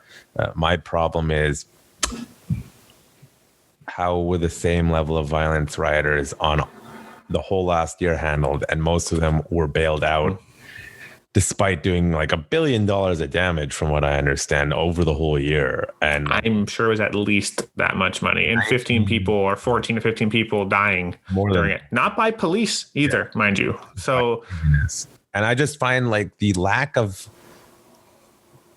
this isn't even specific to politics. I would say this is a human thing. And I struggle with this because, people think I'm a dick, but I'm like, at least I keep consistent, like consistent with what I do and say. You can think I'm a piece of shit all you want, but I'm consistent. And it's the hardest thing for humans to be consistent. The us versus them phenomenon is so ingrained in people that they have this cognitive. I've seen people do this. It's not, they had tough lives and stuff, but you catch them with whatever bullshit they're doing, and it's just like their brain like short circuits, and they're like, "No, I didn't do that." It's like a 2-year-old. Like, did you eat the cookie? No, and it's still in their hand. Yeah, exactly. And that, like, fucking adults are doing this when it's affecting billions of people. It's like, stop your bullshit. Like, you're not applying your standards equally, and that the media, Donald Trump's rhetoric, and that double standard, which is there. The people who deny it you're either lying to yourself or you're crazy, that there is no double standard going on here. And it's like, that's what's driving in the wedge, because right now, I mean, America, so the capital thing, I would say, actually, I forgot. The moment I heard, it's like, how many people are there? Like, oh, I don't know, $50,000, $70,000. I'm like, oh yeah, Donald Trump's done. If there had been 10 million people there, even 1 million, that was a very different story. And I'm like, this has been something I've been hearing, is that most people center right, and I'm seeing this here too, is people just, I can't be bothered. I don't want to deal with this shit, right? But what happens when the double standard keeps going and going, and you're starting to see the censorship, and it's getting bad? Like when Angela Merkel, who hates Trump, hates him, saying like, she shouldn't have been banned from Twitter. Yeah, you should not have banned him off of social media. And the Mexican president is saying this, and we're like, whoa, what are you doing? I mean, I believe they're doing it because they fear big tech has more power than them, not because they are supporting free speech. I actually think it's different, but it's just like, what do you think is going to happen if the left in America specifically, but in other places, starts going Nazi-ish? Yeah, silencing opposing views. Like, what do you think is going to happen now? The people who are not getting off their couches are going to get off their couches. That's my fear. I have, and to this guy, if you ever listen to my podcast, he will not. Fuck you. You're an asshole. He served in the IDF, not the same specific unit, but the same regiment as me. And he writes for mainstream media. And he's one of these Jews that is like, Donald Trump is an anti-Semite. He's a racist. And I'm like, okay, he's a dick. He's a narcissist. I don't see anti-Semite. I don't see racist. I think he's a narcissistic opportunist. And I understand why people think he's a piece of shit. And they'll equate the fact that white supremacists support him, which is a fucking problem. But guess what? They vote Republican anyway. Now, they could have voted for him. And if the media had ignored these fuckers, the white supremacists, and they are fuckers, nobody would have given a shit. So here's this guy who's a Jew, served in the IDF, who's really left-wing, and he's using language on Facebook like cleanse with regards to Republicans. And I'm like, who sounds more like Hitler? You, who is using the language of fucking Hitler, or some dumbass who had a shitty life and believes dumb shit because he's mad that he thinks the election was rigged? Who sounds more like a Nazi? And I'm seeing more Nazi, and like AOC with her, we need lists of people to re-educate. I'm like, this is literally Hitlerian language. Ilhan Omar and those wonderful. Yeah. And I'm like, okay, yes. I had a wake-up call. You know who Dan Carlin is? Yeah. I love the guy. I wish he put out more podcasts. He doesn't. But he said something. It's almost like this naivety. He said something a long time ago. I forgot. Years ago, I was listening to his podcast, and he said, I didn't know there was still racism in America. Donald Trump is causing this racism. No, he's not. It never went anywhere. It's that people like Dan Carlin and the academics sit in places where they're generally not racist and never go anywhere where people are racist. Exactly. And it's the belief that because all these people thought racism had died for some weird reason, and then all of a sudden started being brought up in the media, and look, everything's a race issue, which is ridiculous, because making everything a race issue is actually racism, I think, versus let's fix the problems, guys, which is usually socioeconomic and educational. And that's been pretty consistent in a lot of the data. It's like, just because you didn't understand the world because you didn't get out of your fucking bubble doesn't mean it's what you think it is. Right now, I had this like, oh, they just didn't understand that people were still racist because they're not around them. Or, you know, for example, the infamous grab them by the pussy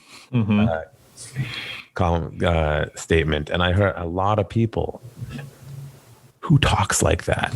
Like, how dare, what kind of person talks like that? I'm like, I can name 10 people off the top of my head that talk like that. Like, nobody I know talks like that. I'm like, I can name 20 people that talk like that. It doesn't make them bad. Like, you know, you can think what you want about Trump all you want, but it's like people have these ideas that are based on their little bubble world about how people talk and behave. And my thing is like, can we please stop lying? This is all cultures, by the way. Like, my girlfriend's Chinese, and you know, I grew up in Vancouver is actually very Chinese. A lot of Indians from India, so it's very different here. And it's like, dude, they're all racist with each other. Okay, first of all, and it's like we need to stop lying about humans. You know, people say it's like the human factor or whatever, but and particularly conservatives in America, I'm going to shit on them a lot. It's about, we're Puritan. It's like, no, we're not. Like, we're animals. And if we keep pretending that humans are this, you're going to just do window dressing and we're not going to be able to fix the problems. We need to admit publicly and openly, we're still a fucked up species. And not just on like buzzword issues like environment and it's got to acknowledge that humans are flawed. Humans are violent. People talk like that. There is still racism in all cultures. If we're honest about who humans are, I think that's the first step. Admit you have an addiction, admit you have a problem, and then you can fix it. And I think that's like, certainly the media is not doing that. And our politicians are not doing that. You can see it how they're handling COVID. They're not being honest about anything. You can, you know, talk about the morals of why they made the decisions that they do. And I'm just like, no, you're all lying as far as I'm concerned. I don't know if you saw my piece about every single Western government failed because, you know what none of them did is, oh, we have a pandemic. Where's our pandemic plans that we wrote after SARS in 2003? Let's follow those. No, they decided to ignore it all and then politicize everything. And now we're in this clusterfuck. They lied, and now they're gaslighting. Someone got mad at me for saying that. I'm like, no, they are gaslighting. Every Western government is gaslighting. There's no other way to put it, because they didn't follow it. Because they're lying about what really happened. We screwed up. We didn't follow our plans. Our bad. Let's fix this. Humans. People are violent. People lie. People cheat. Can we work off of that fact? And this is why I have that issue with the whole positive and think positive. You read Jocko Willink's and all that stuff? Like, what's it called? Extreme Ownership.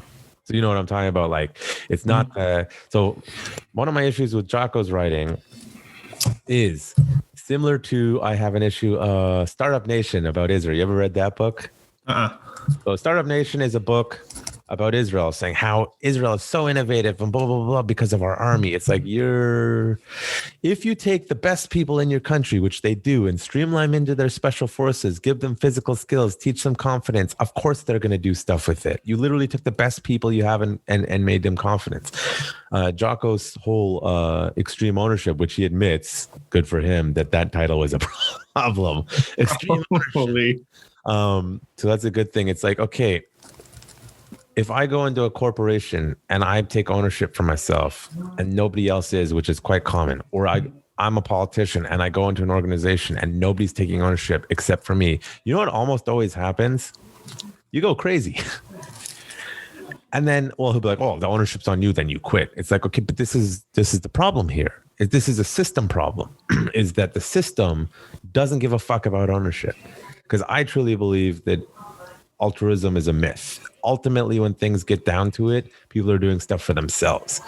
And I can see this here. Like, our lockdowns haven't been too bad. I mean, we're closed martial arts studios because we say so.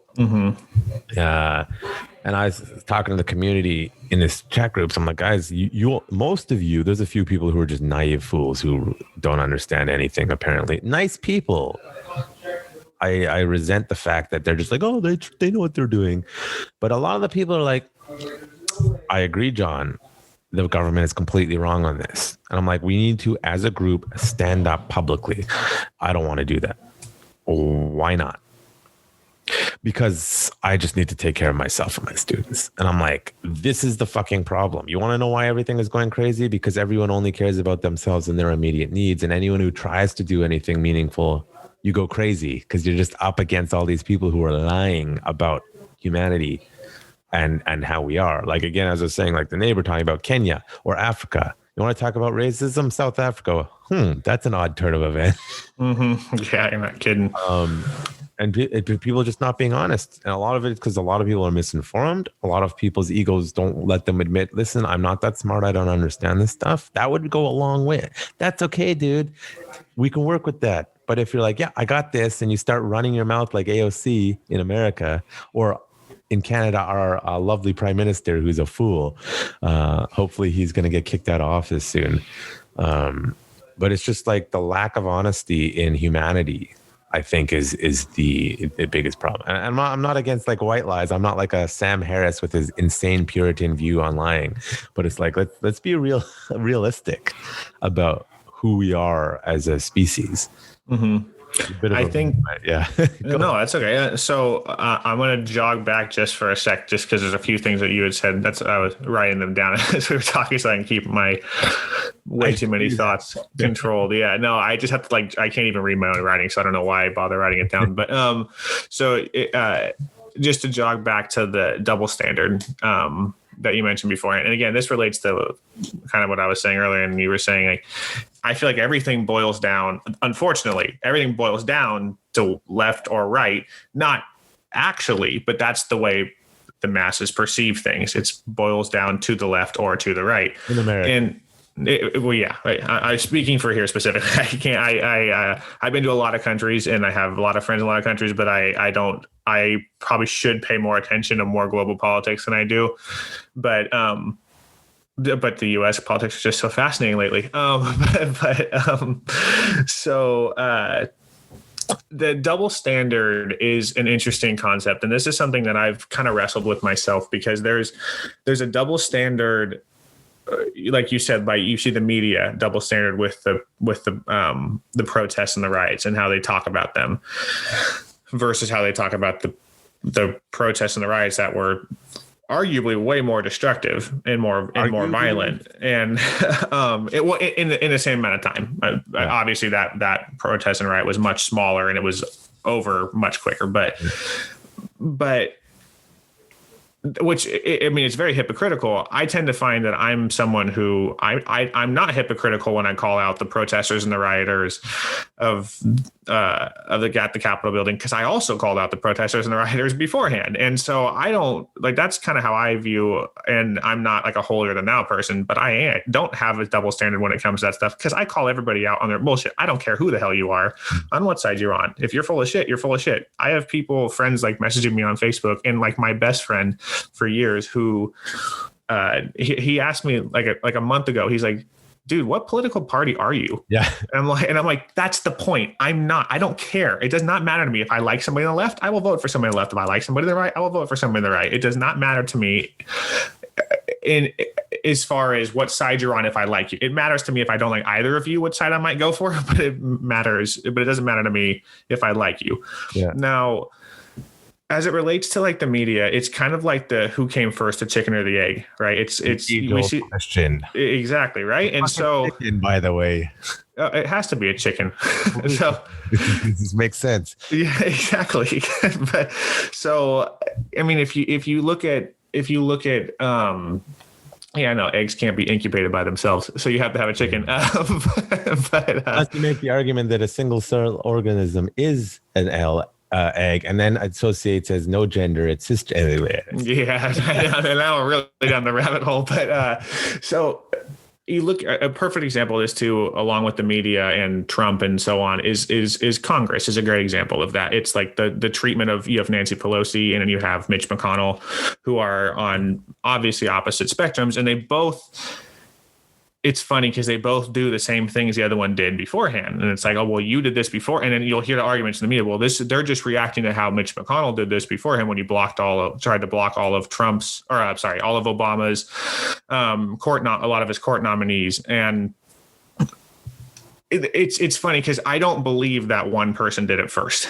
Obviously, one person did it first. But the idea is that, especially with how polarized politics have become, they've gone so far apart that it's become something that doesn't matter who did it first in reality, because it doesn't stop anymore. So you have this hypocrisy, this double standard that is so prevalent in conversations between people on Facebook, just in generic, in your general people that are so unwilling to say that something on their somebody in their political party is wrong, or something their political party is doing is wrong, because it's their political party. Like I said, it boils down to left or right. So if people feel like if they were to say Mitch McConnell is wrong or Trump is wrong, then they're now like siding with the Democrats, which can never be a thing. And it's like, that's not what you're doing. It's people have lost that. The majority of people have lost. I shouldn't say the majority. The loudest people have lost sight of the real goal, I guess, is that it's not that one party is better than the other. One party has to be more right than the other. It's that you need to have a right solution to stuff. Yeah. The idea is of the political parties is they have common goals that they see about getting to those goals in different ways. And that's up to interpretation and debate. And that's the problem I have with the media. You look at Fox News and how they handled Obama's presidency. It's constant, the same thing you see now. There's just more left biased news sources that you see doing the same thing to Trump for 4 years. Yeah. But it just gets more and more extreme every single year because everything has to top something else. And so and then before that, when it was Bush, it was the other way around again. And then before that, when it was Clinton, it was the other way around too. And there's just it's a perpetual cycle of getting more and more intense. And I think that it's hard to boil it down to like how horrible CNN is, because no shit, they're terrible. Yeah. Fox News is terrible. They're all terrible. Breitbart's terrible. MSNBC's terrible. Like when you start to, the thing is like when you start to point out like, oh, well, Nancy Pelosi did this first, or Chuck Schumer did this first, all these things. If you play that game, it probably means that the people you're talking about are all kind of shit. Yeah. And so, and I think that's what happens. That's why you result in somebody like Trump. And I'm assuming you've seen the movie The Dark Knight.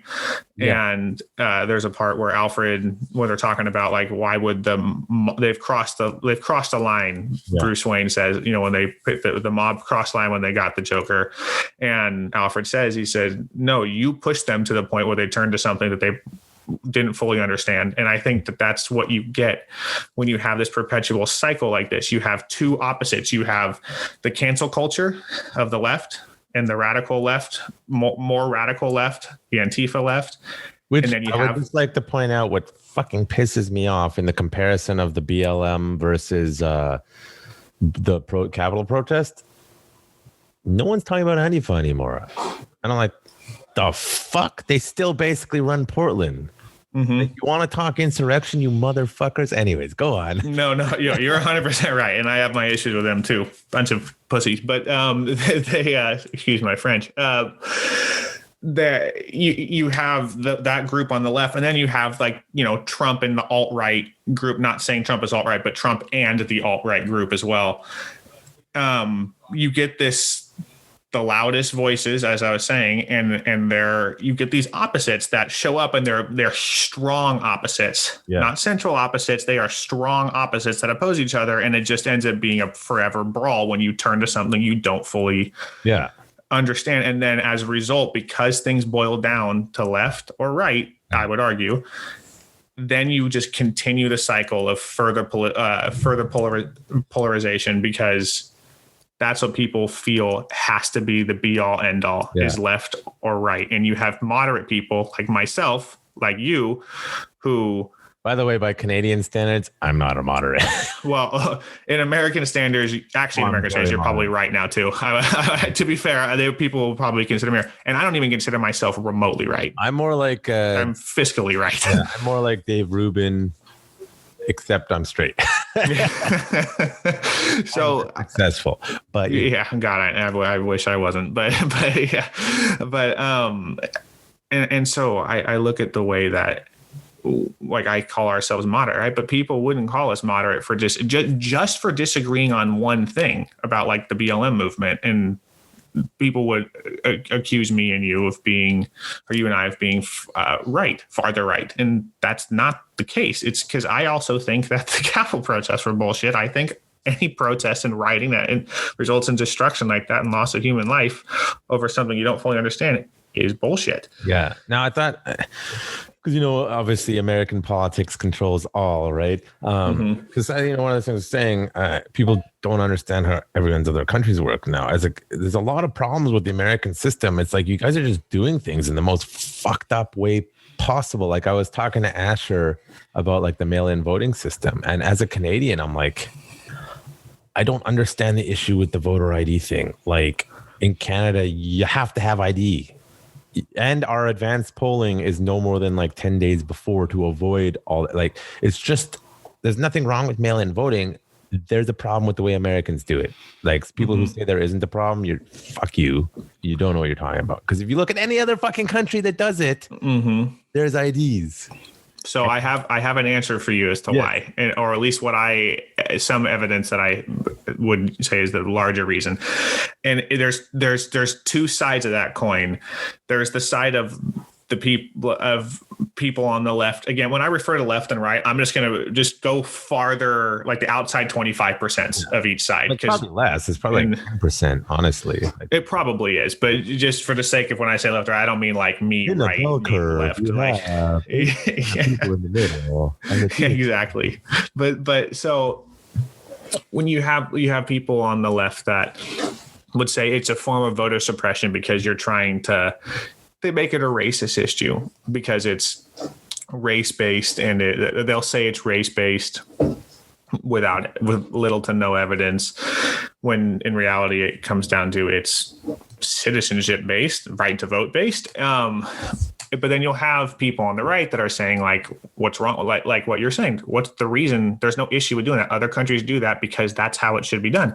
And that's 100% correct. It's that there's some people on the right that are like the Ted Cruz's of the world. I'm not a Ted Cruz fan because I believe people like him. Zodiac killer. Yeah. Zodiac killer. Exactly. Yeah, that's right. I never understood that, but whatever. I saw it and I thought it was stupid. So it didn't make me laugh. But it's people like him that he's inflammatory, and he says things like that to be inflammatory. And so that's partially why I think you have, again, left and right, that harsh divide over, if you say there should be, because you have people like Ted Cruz that are more inflammatory that say that there should be voter ID, then you have, if I agree that there should be voter ID, then you have everybody on the left screaming like, how dare you, you're racist trying to suppress votes, when it's like, I think Ted Cruz is a piece of shit and might be doing it for that reason, but I just think there should be voter ID, versus then you say it the other way around and you get the exact opposite reaction. So I think it comes down to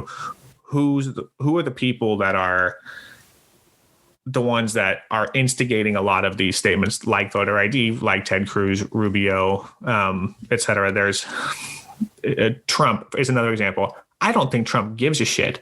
I don't think he about voter ID. Anytime. He's like, very true. Exactly. Very true. And I think that he doesn't give a shit about it, but he says it because it's inflammatory. And that's why he says it. It gets everybody to cheer for him at his rallies. And it's a way he can give the middle finger to the people on the left. And I think, again, the more inflammatory an issue becomes because of one or two people, you get an equal and opposite reaction. It's Newton's other law that we don't know. It's about politics, but me and my girlfriend have this belief that, and it's like an ethereal grand thing that is hard. It's really difficult for some people to get their heads around. The entire universe, this is probably tied into simulation theory, but not quite, is that we're on an algorithm. Mm-hmm. Now humans are a micro in this universe, and we are still following a code. We just don't think we are because we have all this choice and all this stuff. But if you took a pan out camera and you had some grand godlike view, you'd be like, oh, that's the algorithm. They're just following the algorithm. It's totally normal. If that makes sense. The Matrix. Yeah, kind of something. Yeah. Yeah. The algorithm part of the third Matrix. Yeah. Anyways, go on. Well, so and this is, again, to relate this inflammatory part to other things that you said about the grab them by the pussy is another example. It's one of those things that because an inflammatory person said something, now it's how the hell could you say that and still have this person as your president? That's terrible. He shouldn't be your president. By the way, I think that and coronavirus, which did the economy, are the two reasons that he really lost. I think a lot of women just couldn't get past that. Like, I talked to my mother and she's like, I agree with his policies, but I hate the man. I'm like, why? Because it basically comes back to that. So a lot of women, I think, as soon as that went public, they're done. But he said that before the first election, though. Yes. And I think the reason he won the first election is because Hillary was a dog shit candidate. And that was the reason. And it's by the way, Kamala Harris is a less skilled version of Hillary. So that's a clusterfuck. I think she's about as exciting as paint drying. So and she's from California, and she's from Oakland, and I think she's phony. And nothing to do with them being a woman. Why the fuck did the Democrats I don't care at all. Gabbard? If they'd run Tulsi Gabbard, holy shit. I unpopular opinion, I like Tulsi Gabbard quite a bit, actually. And I liked her, and I actually didn't dislike Amy Klobuchar. I liked her. She was a bit awkward, but I did like her. And I like Pete Buttigieg as well. As far as he's a bit more smarmy, though. He's more traditional politician. He's a little smarmy, but what I will give him credit, and not to sidetrack too much, I'll give him credit. He's gay, right? And you never hear him mention it when he's talking about himself. You know what? I think that's a valid.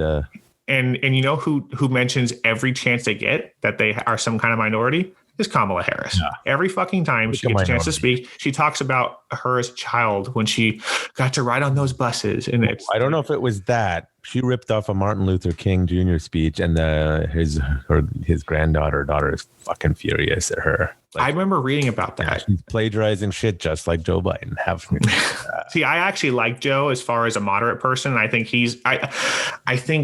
I'm getting a little sidetracked, but what I feel about him, why I like Joe Biden is because in a world right now, in a political climate in the United States where it is so powerfully polarized, and there seems to be no sign of any semblance of that coming back towards the middle and towards just because one thing is one way means you have to believe it or not.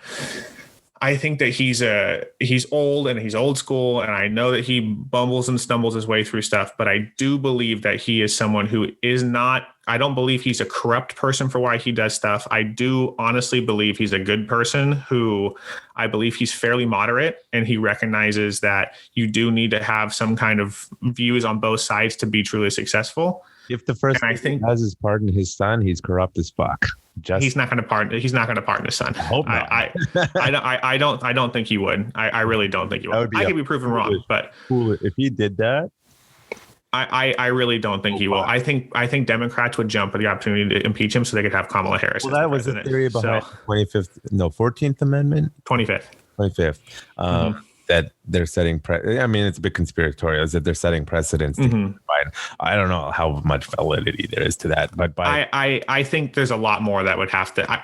That's the thing. I think there's a lot of problems in politics, but I do think there are still some core people like your Mitt Romneys and your Joe Bidens that I think are perfect yin and yang because neither one of them are far to one side or the other. They're both very intelligent, good people that do have America's best at heart, and I think are willing to work on with both sides. And I think that's kind of what we need right now. We don't need to have a swing from Trump over here and then swing to some nut on the left either. That's the problem that you have, is when you have that big swing like that, there's always a harsh overcorrection for stuff. You need to not have an harsh overcorrection. You need to have a smaller correction to things in order for it to not continually just get bigger and bigger and bigger. And you know what? I would say hypothetically, I would agree that if he plays neutral, fine. I don't think he's gonna. I think he's gonna get bowled over by the radicals who are pushing. You're already seeing it, right? And the whole thing with big tech. Just real quick before the big tech, that actually is something I wanted to say that I forgot you had mentioned earlier too. I don't think he'll get bowled over as far as his how he wants to handle things, because I think a lot of stuff, I think he had to move a little bit in order, especially with how he would talk about certain things, in order to, swell up the base, get them excited, get them to vote. But just as every candidate does, I think he's shown a history of, he has his core values and he adapts to things as they, as times modernize. And I think there is some adaptation that needs to happen for politics in general. But I think that, to me, what you guys need a third party, like, for fuck's sake. Well, Benjamin Franklin and George Washington both said it perfectly. There should never be two parties. And the what worries me the most, and this is something I was disappointed about, was the loss of both seats in the Senate in Georgia. And I wish it would have been one seat. The runoff election that just occurred, because now there is a Democratic, well, it's 50-50, but the tiebreaker goes to the vice president. I know how that's going to go. Well, the problem with that is that now it doesn't have to be both sides working together. And that's a problem that I have with it. And I actually preferred it to be Republican Senate by one vote or two votes. I would be fine with that, because that's going to force people on the left in the Senate to work more with the people on the right in the Senate, because they're forced to do that. And I think Joe Biden is someone who is okay and open to doing that. I think the problem is that now that there isn't a need for that, there might be less of it. And so that's where I think the real core problem lies. I don't think that Biden's going to get truly washed away by his party. I think that because of himself, I think he could get not washed away, but I think a lot of how he is and what he says could be overshadowed by some of the other actions in his party. Yeah. Like, I'm not optimistic. Personally, I think they're going to keep pushing and pushing. And, I'm sitting here as your hat up here. And I know people get mad or they just don't want to talk to me, because I'm like, listen, man, like it's better to be a warrior in a garden than a gardener in a war. And I was reading somewhere a while ago that the tensions in the air, let's call it that, right now globally are very similar to pre-World War I. Mm-hmm. Where the tension's there, the tension's there. All it takes is something from random, right? In World War I, the wrong person, some duke to get assassinated. Yeah, like just something has to go, and it's gonna blow up in our face. And historians, a lot of them are like, history doesn't repeat itself. That's a misnomer. I'm like, okay, you motherfuckers, like, they take it literally. Yes, I understand history literally cannot repeat itself. You fucking assholes. But you know what? Humans haven't changed that much. And a lot of these things are going, my automated lights, a lot of the things are not looking good from a tension standpoint. And the people on the extremes are being pushed extremely. And I'm like, my Jewish spidey senses are tingling, right? And I think a lot of American Jews, particular, and Jews in Toronto, they don't have it anymore because they're too comfortable. And I remember I was listening to a Jewish investor on Tim Ferriss's podcast, and he was famous for creating real estate as an investor class. I forgot the guy's name, but he was telling the story of his father.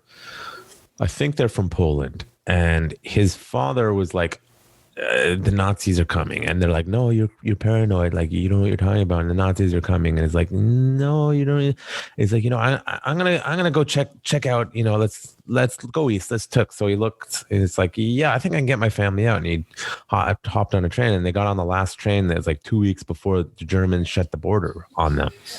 And his family was actually in the famous story of the Japanese consulate guy who stamped all the people's papers, just like quietly stamped them all.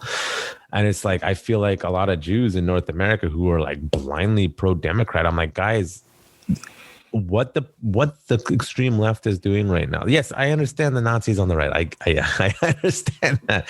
I see someone walking in with a swastika. My instinct is I want to fucking punch them in the face. Mm-hmm. Me too. And I'm but not for even the Jewish. most part, yeah. For the most part, those fuckers keep to themselves. It's only because the media is giving them attention. They're not running around the country up until now. Okay, perspective. They were not running around the country demanding people change. But I'll ask you this: why do you think they're running around now? Because they got the attention, and people are paying attention to them. And yeah, you can say it's just Trump. I'm not saying it's just Trump, but this is where I think that Trump's more inflammatory towards that group. Obviously, I'm not saying Trump is a white supremacist, because I don't truly believe Trump is a white supremacist. Not even, there's no evidence that he's a white supremacist. He could be, but there's no fucking evidence of it, so I can't say it he is. It's that there's a wink, wink, nod, nod. I need to keep them as part of my base because they're going to vote for me, sort of thing. And that to me is what's unacceptable. And I think that also goes for the left, that there are some things that they certainly wink, wink, and nod, nod at and allow to happen because that's part of their base. And I think that's the problem, is when it's a president who's in power and they see that sort of thing, that's an issue. And that's like the Confederate flag, which I cannot explain to you how fucking stupid I think it is that people are wearing a second place flag. Like they carry around a second place flag. And it's hilarious to me. It's like, oh, you're going to carry around a Confederate flag because you think that it's part of your culture of losing. Like, you don't see me wearing my fucking silver medals around my neck. Yeah. So all fair. Like, all that stuff is fair. I think though, it's, to me, like, what gets me is, like, as I said, like, I see someone Nazi, it angers me immensely. But it's the policy that terrifies me, right? I don't see that coming out of the Republicans right now. Even, the claims of reversing Roe versus Wade, the abortion thing. Roe v. Wade, yeah. Just don't see the Supreme Court undoing that. I just don't. And the reason I don't is because, you can shit on these people all you want because you don't like whatever. The one thing I think the Supreme Court is not going to do is make a decision that's going to, for sure, end in armed conflict. I just don't see them doing that based on everything I'm seeing. And so it's like, okay, who's making the policies in America and who's making the policies globally that's making life worse for people right now? I'm talking contextually in the last 10 years. It's not the Republicans in America. It's not the right-wing governments globally. For the most part, there are of course, exceptions. It's the what's the gender stuff, and it's the you can't have freedom of speech, you can't do this, and I'm like, those are the policies that terrify me. Hey, everybody's for freedom of speech until you say something they don't like. Yeah, and there's that I'm gonna fuck it up, that famous Catholic priest or whatever, a Protestant priest that was like, first they came for the Jews and I wasn't a Jew, then they came for me and there was no one left. And I'm like, that's what I'm seeing going on right now, man. Like, that's what I feel is going on. And we can talk about the big tech now because they're immediate, like, boom, now you're not president for sure. Oh, boom, done. And then they're going on these massive. Fucking Ron Paul got kicked off of Twitter. What the fuck? So actually, now this is perfect, because that's what I wanted to get to next, because you mentioned it earlier about the Facebook canceling and everything and Twitter canceling. So here's my issue with it's so funny because on both sides, there's comedy everywhere. Everywhere you look, there's comedy, and the right tragedy. The Greek. I know you're laughing and crying all at the same time and drowning in your own tears, unfortunately. But there's those two things that are funny. So a lot of Republicans, right, that are pissed off about him being banned from Twitter, understandably. They're saying that that's not right. It's suppression of freedom of speech. Well, I direct you to help them think about it better. Think of it as like, let's say a baker that doesn't want to bake a cake for a certain kind of wedding. Yeah. I don't know if you're aware. I follow American politics like crazy. So it is 100% Twitter, Facebook, Instagram. It's Google. It's their technically it is their private organization right to do that. All right, that's fine. It as far as that, just at that level, it's of legality. It is legal. Further happens. That's where it's like, what the fuck? And so then it becomes a system now of oppression of not oppression. Well, I guess oppression is the right word to use of strong differing opinions. And I think it was easy for Twitter to ban Trump now and Facebook and Instagram because he only had 13 days left when that happened, 12 days left. So I think it was easy. That was the easy thing for them to do because most people are going to be like, oh, well, they have an excuse for it. And a lot of people are going to be happy about it. And it's not like he's going to be president for a lot longer. So it was a lot easier for them to do something along those lines versus if this happened a year ago, wouldn't have happened. I can almost guarantee there's no way they would have done something like that. And which doesn't make it any better, but I do see I can see that that's why they did something like that. But you have the same organization that allows Putin to have a Twitter account, and some of the worst people. Who's the head advisor to in Iran? Ayatollah Khamenei, first of all, is on Twitter. Right? Yeah. Ayatollah Khamenei, exactly. I don't know who the new person is because it's irrelevant. Mm-hmm. And I only knew I can't say his name, Ahmadinejad. Yeah.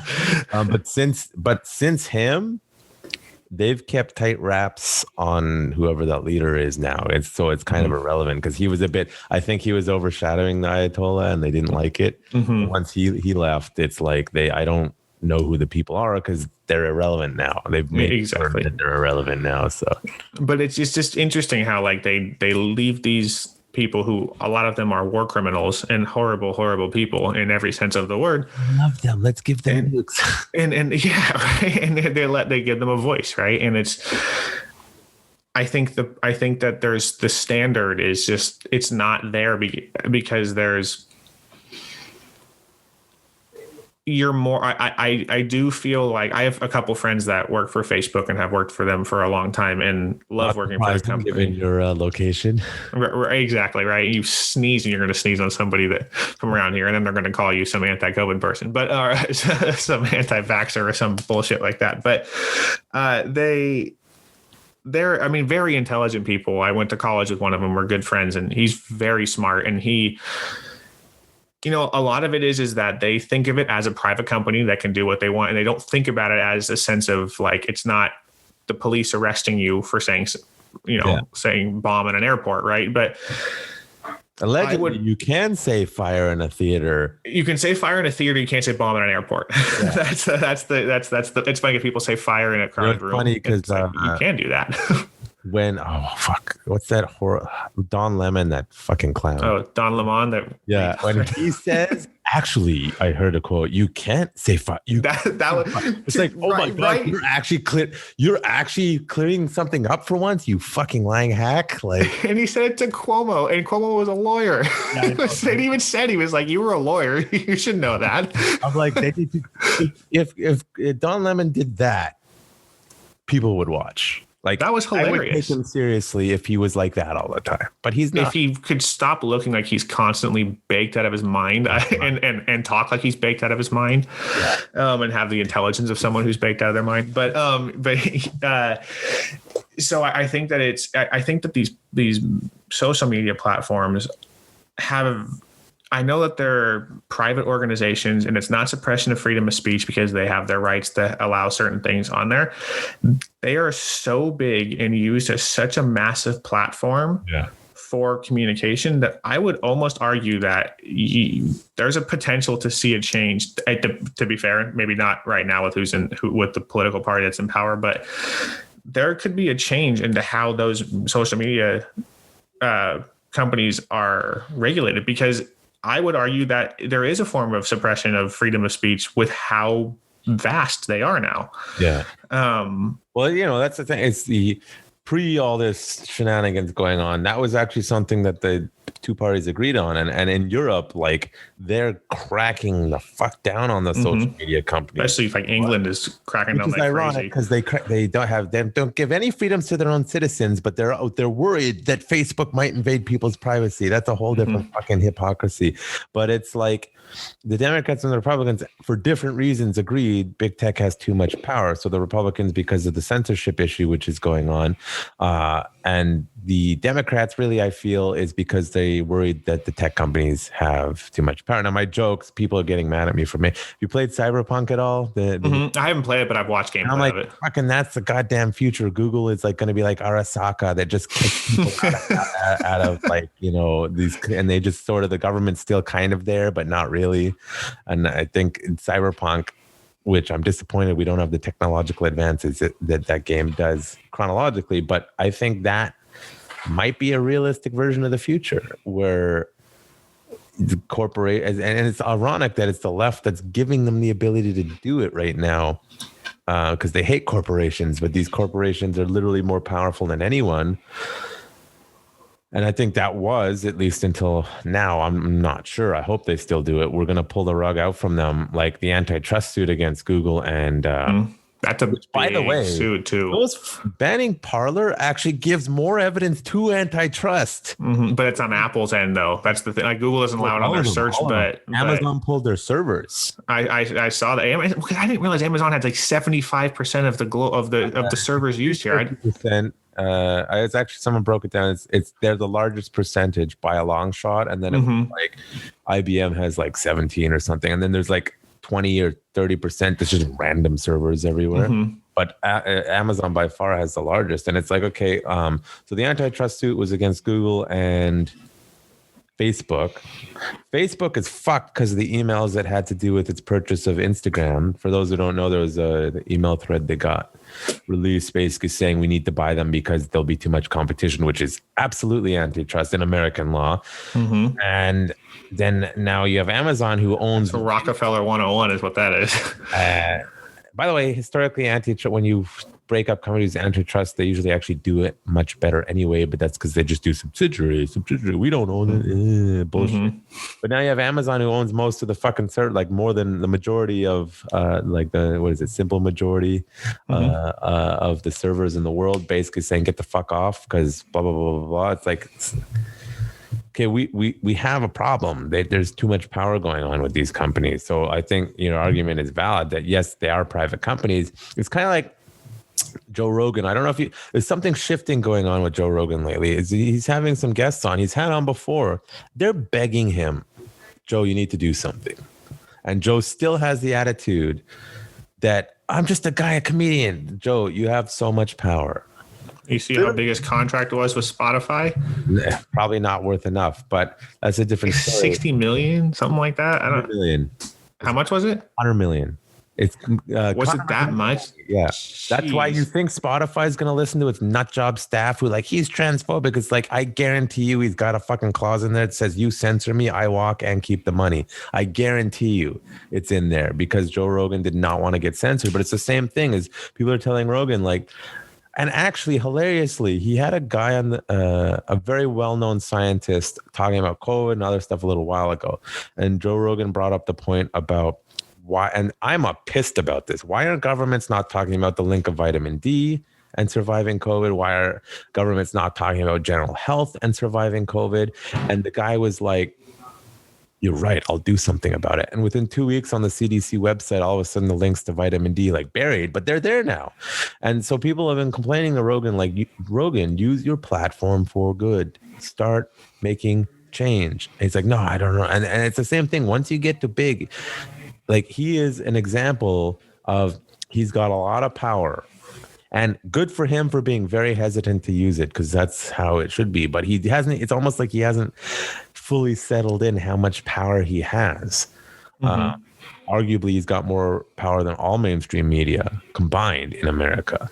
And it's the same for the Facebook, Google, Amazon is people are sitting here saying they don't have much power. It's like, dude, they control the fucking information. Of course they have power. Them censoring people and disproportionately on one side versus the other. And it's clear. I don't know how people can deny this. Yeah, you want to suppress, say the Nazis shouldn't have a voice. Cool. Okay. Antifa shouldn't have a voice. If you're doing that, I don't have a problem, but that's not what's going on. And so I think people, it's like Joe Rogan, the aha, like, oh, I maybe am quite powerful. And the average person is like, no, they're not that powerful. It's like, dude, they're playing you like a fiddle, Well, so that's the other side of that coin of the freedom of speech. And are they private? I know they're still private organizations, but it's not the same thing anymore. It's just, like the privacy of my own home talking versus you reach the masses on social media now. So one can make an argument that that's the reason. And I do see this, that's the reason why there needs to be regulation of what's said on there, especially like, it's so funny. I went to a very liberal arts school. And the only good thing that came out of that, what? Was it Berkeley? No, fuck no. I hate the city of Berkeley and I hate the school of Berkeley. And it looks nice. I haven't been there in a long time. The city is ugly as shit. So ugly as compared to other parts, I don't know. I don't know, man. I'm telling you. I live in Vancouver, man. Most of America looks like garbage. That's fair. I live in a pretty hoity-toity area of California. It's way too expensive, as most of California is. But anyway, so I went to Sonoma State University, and beautiful campus, ridiculous people and teachers. But best thing that came out of there was my fiance and a couple of my really close friends. That's about it. Thank you. But yeah, it's new since we last saw each other, which was I think I proposed to her like a week after we had our thing. But then that's so hard. You're like, I'm going to go before I lose. Yeah, for real. Before I have no opportunities. But so, seeing like on my Facebook feed, and I'm from a red area, very, very red area, a lot of farmers where I'm from and everything. And they're, Modesto is the town I'm from originally, and there's a lot of people there, well over 100,000 people. There's like 13 public high schools, and very red views. And so I have you look at my Facebook feed, and it's hilarious. You just have like this, like Trump's piece of shit, Trump's piece of shit, Trump's piece of shit, Nancy Pelosi's part reptile, Nancy Pelosi's part reptile, and you have. I don't understand. By the way, the reptilian thing, I don't understand. You have to turn off your brain from any sort of logic to believe that sort of thing. And you have to choose to believe it because you want to, not because of anything else. Yeah. I mean, she's a horrible human being, but how do you get... I think she's a dumbass, but yeah. But so you go through my Facebook feed and you see, and I've seen a lot for a while now, a lot of disinformation that spread. And I understand disinformation doesn't mean you should oppress it, but what was that? That who's disinformation? So that's the other side of this coin. But I do see that the amount of, I don't want to use the term fake news, but the amount of misleading information about, we can talk, a perfect example is what we were talking about earlier with a lot of the police protesting in the police incidents, right? You have, that's the left side of it, where they just show a 5-minute video and then it just runs rampant and it's misinformation being spread. And then you also have the other side of it where, like, how did Wisconsin have less, a big one I saw everywhere. How come Wisconsin has less, has more votes than they had registered voters? And there's two reasons for that. One, they have same-day registration in Wisconsin. Two, that list of registered voters was taken 4 years prior, or 2 years prior, I believe, for midterm elections. So that's part of the reason why that it's like that. But you just have a lot of that, of the voter election stuff being spread, which, because there is such a reach on Facebook, Twitter, Instagram, that it does play a role in a lot of people, especially because people say, oh, this is how this guy's a right. He's a conservative talk show guy, and he says this. That means he must be right, and I have to agree with him because I'm not a liberal. I'm not a libtard, or some liberal saying, I should say I used to, I despise our prime minister, and I used to do that. It's fuck. I forgot. I had some nickname for him, and I was like, someone said something like, that's not a productive way to talk, and I'm like, you're right. And I stopped. As much as I hate people like that, I'm like, it really isn't conducive to the conversation to insult them outright unless they're just being crazy. Just throwing that in there. No, that's 100. I mean, you're 100% correct, and that's exactly what I'm talking about. That there's people that don't want to disagree with their own side, and so a lot of them will start to spread these falsehoods without checking. Like they'll just say, "Oh, that's funny. I'm going to share that. Oh, that's a crazy fact. I'm going to share that." Because it's so easy. It's a click. It's 2 clicks, right? Share and then where, and then that's it. I get mad at myself every time I accidentally share. Oh, without reading it all first. Yeah, something that's like, "Fuck, that was a bullshit thing." Yeah, I know. I'm like really careful now because every once in a while, like it happened. It doesn't happen hardly at all anymore because I really am gotten better at checking because I'm really bad about it. And I'll see one thing like, "Oh, that is how I think about something." I'll share, and somebody's like, "This is bullshit," and explains why. I'm like, "Well, that was stupid of me. I'm going to delete that right now before anybody else sees." So, and I'm definitely guilty of it. So, but it's like a wildfire how fast that stuff spreads. It's like the sleepy Joe Biden, like with the kids and the pedophilia stuff. I'm sorry, there's nobody that's an intelligent person on the right or the left that thinks Joe Biden's a pedophile. And I'm hair smeller or whatever. yeah, he's an old guy that's weird. Like that is the extent of him. And he's perked up. I think he's popping something now because compared to like last year, he's perked right up. I'm sure he has a steady dose of cocaine, but at this point, he doesn't need to worry about his nostrils. So it's just that other side is like the social media platform. It's hard because there needs to be some kind of regulation to it, because I do believe that these mass spreads do lead. Well, the irony is that I think Trump led to a lot of what happened at the Capitol building, but it's the consistent spread of the voter fraud. They're stealing the election. Yeah. Here's the evidence of it, even though it might not be evidence spreading falsehoods. The one case that was like, to me was, I'm an outsider. What the fuck do I know? Now, is there widespread illegal voter activity? It does not appear to be the case. However, in the last year of the elections, you saw in Democratic states just running around changing all the rules all of a sudden last seconds. And we all know in giant bureaucracies, nobody fucking checks shit. And that's where it's part of the confusion. And why I say that is Pennsylvania. I don't know if you saw the state court decision that I'm like, that basically said this is their state court, and this is why the Supreme Court ultimately didn't want to get involved because of your whole constitution. It's ultimately up to the states. Yes, the rules were changed unconstitutionally as per the state constitution, and they were wrong, and it should not have been done. However, we are not changing this because we don't want to piss off the Democrats who voted. And I was just like, they didn't want to disenfranchise the however many people that voted Democrat. And I was like, okay, but your decision is now disenfranchising the other side. You mean by letting them, how they want to allow like the bus to come in completely unconstitutional and completely illegal, but we're going to allow it because we don't want to piss off. And I was like, that case is what we should have been focusing on, and say right there, they admitted that they changed all the rules last second, and it wasn't just Pennsylvania that did that.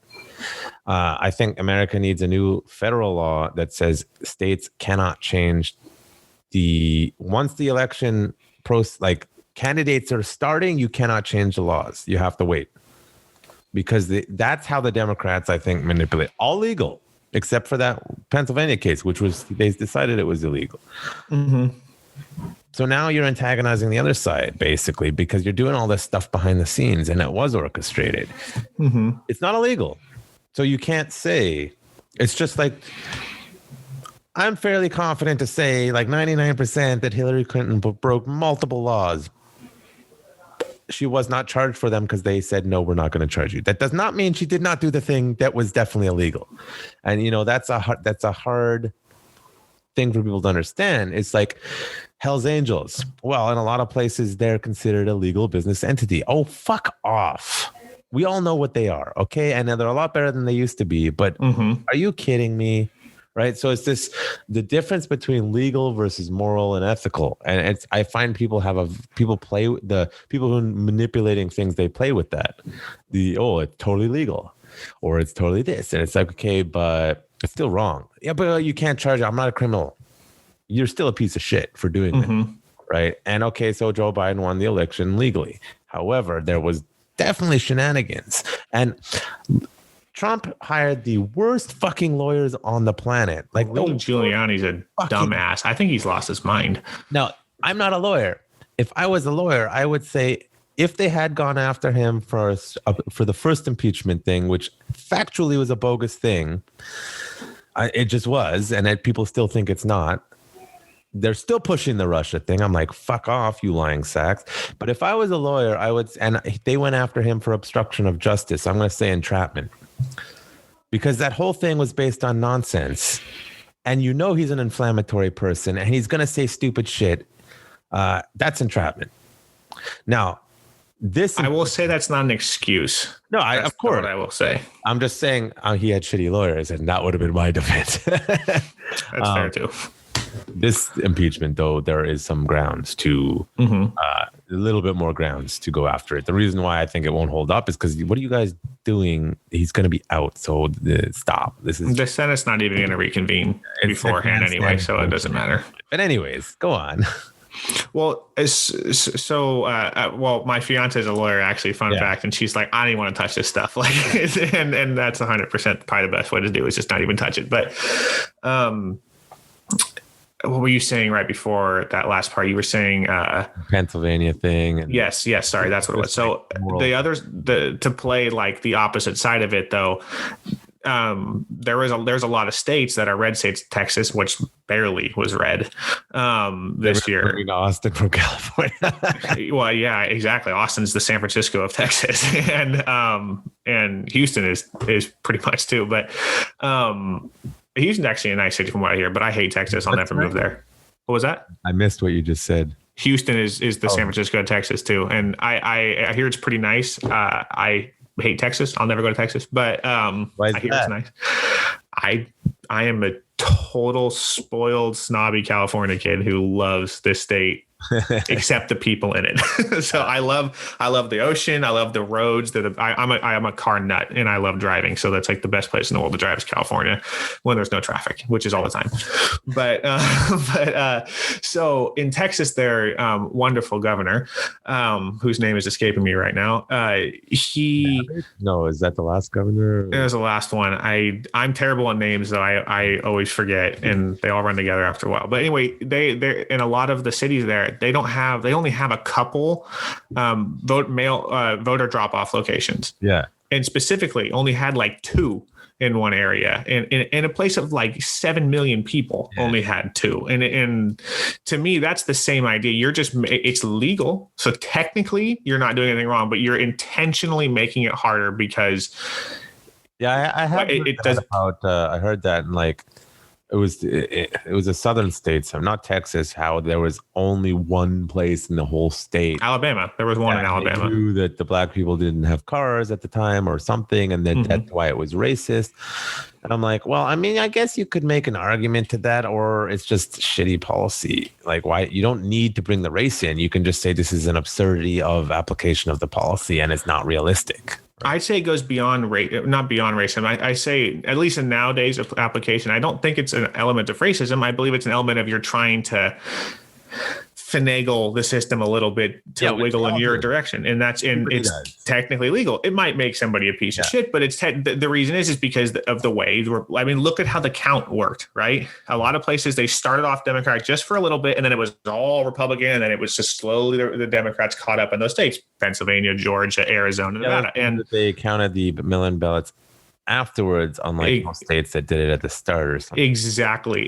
Like Florida started at the beginning. And so good. I don't understand why you're not counting them at the start. It makes no sense. Well, so it's kind of one of those, it's one of those weird technical things as to why they did it. I forget why Georgia did it too. I read like part of their policy because I was curious about it on why they do it. And there has to do with like the way that the counting works. It's actually faster to count what's already there than it is to like wait on those open stuff and start counting the ones that are being mailed in and then start counting the others. I don't know. I feel like you just do it all at the same time, but whatever. But it's just, I found usually administrative policies that are poorly thought out are usually to do with laziness. It's easier for us and fuck you.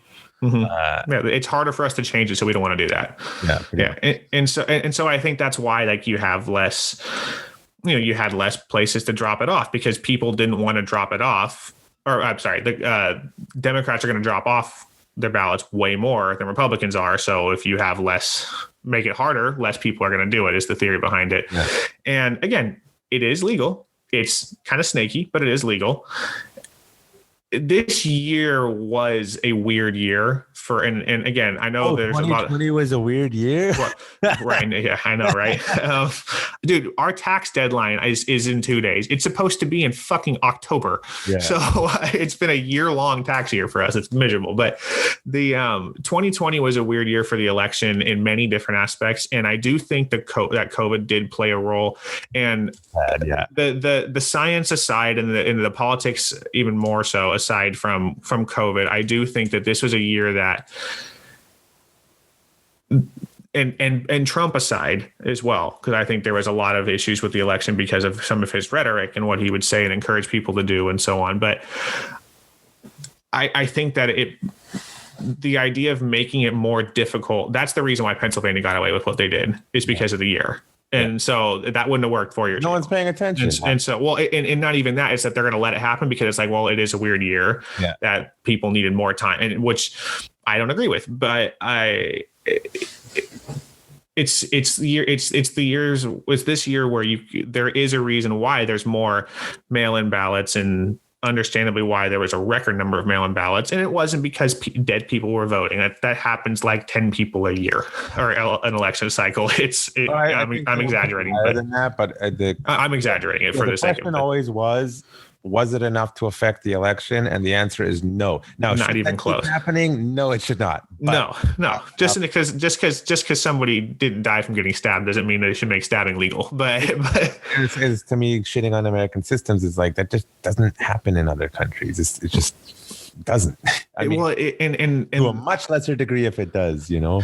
Well, what's the worst thing that that happened out of this election cycle, in my opinion, because the voter fraud, and again, it's still early. There's still always going to be like investigations into everything for many years to come. There still are investigations from years ago, but I don't think the biggest issue the biggest thing to take home about this is it's not any illegal voting, barring anything crazy that comes out. But as of right now, it's that our president was sowing deceit and dissent upon our electoral process, that our democratic process, that's something that's been here since the beginning of the United States of America. And it's something that other countries have modeled, improved off of, or just made their own version of it based upon our democracy. And you're sowing deceit upon this stuff because of 99% of the time, non-factual statements that he makes and inflames people and continues to say long after he's lost the election. And I do think that is where he is going to change the way elections are done in the future. And I do think he has forever damaged the Republican Party as a result of that. I don't know if he's forever damaged the party. You do need a third one that you really, really. Well, there needs to be one of like, they should just call it the normal party, but they. Well, you know what America needs to stop fucking doing is the omnibus bullshit. Nobody fucking reads the bills you're passing. What the fuck? I know. It's a long bill too. And that's why just more confusion, because they pass at the same time as a stimulus and everybody's like, how come we're giving money to Pakistan for gender studies? It's like, that is not the stimulus. I'm so sick of telling people that is not the stimulus package, because that's not what it is. So, and I get that the omnibus bill is ridiculous because nobody fucking reads it, including the people that sign it. But should be like 1 to 5 things a bill. That's it. Then you can do a bill every day or two, completely separate, and that make these fuckers work. Yeah, I know, right? But like, they definitely don't do omnibus bullshit in Canada. It's usually like an MP. Member of Parliament, which is, I guess, like a congressperson, has to bring forward a bill that has to be sponsored by somebody else, and then they bring it to the floor, and then they decide is this something, first of all, we're even going to hear, and then they hear it, and then there'll be debate session, and then they decide to vote on it or not, right? Our Senate is basically useless. Mm-hmm. Like, how much do you follow Canadian politics? More than I actually give myself credit for, but people have no clue. But yeah, like, our Senate is appointed, not elected. They like, thankfully, some of them grew up and said, we're going to detach ourselves from the parties. And the largest block of voters in the Senate is independents. They decided we're going to vote independent, but they're basically used to sacks of crap that do nothing and only rile up when they people have Canadians want them gone. And the former Prime Minister Harper, who a lot of the left wing, he was like the Trump in air quotes of Canada, which is like the guy was as vanilla as fuck, but globally they loved him, and in Canada they hated him. But his only like scandal that directly related to him, he had a bunch of scandals to do with his lower people, but it's like as soon as he found out, he's like, what the fuck are you doing? His only scandal was when the Senate called him in front of the floor. Why? Because he was pushing what Canadians wanted to get rid of the fucking Senate. And it turned into this whole political nightmare. Of course, the Senate's going to go after him. They get lifelong pensions, those assholes. They do nothing most of the time, right? And now you know why California's economy is going to go to shit. It's because of these lifelong pensions we're talking about. Let's talk about. I think if Americans understood how other countries worked, I mean, most of them don't even understand their own country. And to be fair, I'm not shitting on Americans. In Canada, most people don't know how shit works here either. And it's a lot more simple here too. Like we have about 4, maybe 5 major liberals who are in power right now. They're our actually biggest corrupt party consistently. You have the Conservatives, which didn't used to be. They used to be 2 parties that joined. You have the NDP, which are like they're like the AOCs, I guess, but less. The Green Party left. No, we have a Green Party. Oh, you have a Green Party too. Yeah, the That's Green right. Party, by the way, they have 2 seats right now. Or 1 seat. They are based out of BC. Surprisingly, they are they're the pro-environment group through the roof, except they're more fiscally conservative than the NDP party. Which is like, oh, okay. So it's a weird combination. And then you have the Bloc Québécois. Guess where they're based, right? Which my contention with them is, how can you be a federal party if you don't have anyone running outside of your province? Because the Bloc is historically the Quebec only party. Fuck everyone else. And depending on how pissed off Quebecers are at the rest of the country or the government, they vote more Bloc or less Bloc. So right now there's a huge vote for the Bloc. They have quite a lot of power. Right now in Canada, we have what's called a minority government, which means at any point, if the other parties want to, they can screw things around and call an election. Our prime minister is a clown. He's a fool. Like he is, nobody likes him. Trudeau likes Star Wars. I'll give him that. Yeah, but like, here's what's fucked up in Canada is Harper. Canadians didn't like him, but global leaders respected him. He was always in the front center of every photo. And then, but that's Canadian media doesn't say that. And then you have Trudeau, who everyone loved at first in Canada, except me. I had an anxiety attack when he got elected the first time with a majority. But the world leaders actually hate him. He's always in the fucking special bus at the back because he's an incompetent fool. And so Americans should feel happy that this is not an American problem. And if people, not specifically, I mean, your current system is corrupt as fucking confusing, and that's half the problem. It's like around the world, what's going on? Like Germany, nobody wants Angela Merkel there anymore. Nobody. Germany is an example of a system with too many parties. They have like 30 parties. Why is Angela Merkel still in power? Even though because they can't get a functioning coalition government. So like in Canada, we have a minority government, meaning if the other parties want to vote them out, they can. And they've basically been indicating they want this clown gone. But they're like, because of COVID, we have more important issues than to get rid of the clown who's making our country bankrupt, among other things. So an example of legal versus moral. We have a governor general. Why? Historically, it made sense. The Queen needed an official representative in Canada because we're a constitutional monarchy or something like that. I'm not the biggest expert on this. I know more about American stuff. And so the governor general is like the official representative of the Queen. Well, we obviously have been free from the Queen and England. We are completely independent. And why do we still have the governor general position? A little while ago, the governor general started playing politics and everyone started getting mad at her. It's like, you're in a ceremonial role. Fuck off. Right? You have no power whatsoever. But they kind of do. But vocal power more than. The thing is, the system still kind of allows them some power because it's a holdover from when the queen was still attached to the country, and then they definitely had power, but they don't really. She was dicking around, and she's in a lot of trouble too. And then we have our prime minister who he has had like 3 ethics violations. Well, that's kind of like the Canadian version of an impeachment. In all, like a fair comparison, 3 ethics. It's like, you shouldn't have done that. They get a $250 fine. It's like, what the fuck? A $50 fine, a nice pair of Yeezy shoes. And then they had this thing called the Queen's Privy, which is like, why do we still have these fucking holdover bullshit from when the monarchy was there? And what he's like one of these get rid of guns bullshit. And he did this thing recently where it's like, he's an order in council, the Council of the Queen's Privy, which is to discuss things. We're going to ban all these guns, like AR-15s are on the ban list. And everyone's like, oh, hold on a second. You didn't even hold a debate, because the average Canadian outside of fucking Toronto does not want to ban guns. And most Canadians, when you tell them the actual gun laws, they're like, oh, that's actually quite reasonable. It's like, maybe you should have looked it up first, right? And so he's trying to ram down the shit to take the guns away. Well, the courts, luckily in Canada, have been pretty like protective of private property rights.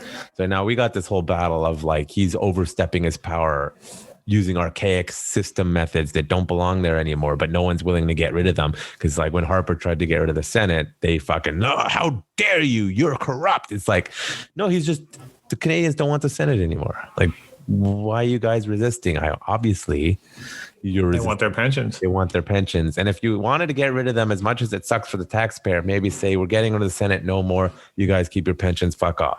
That might be wouldn't change anyway. It wouldn't change anything. It's like it would affect the economy anymore. My whole point of that story is that Americans shouldn't feel bad because this shit's going on all over the world. Right.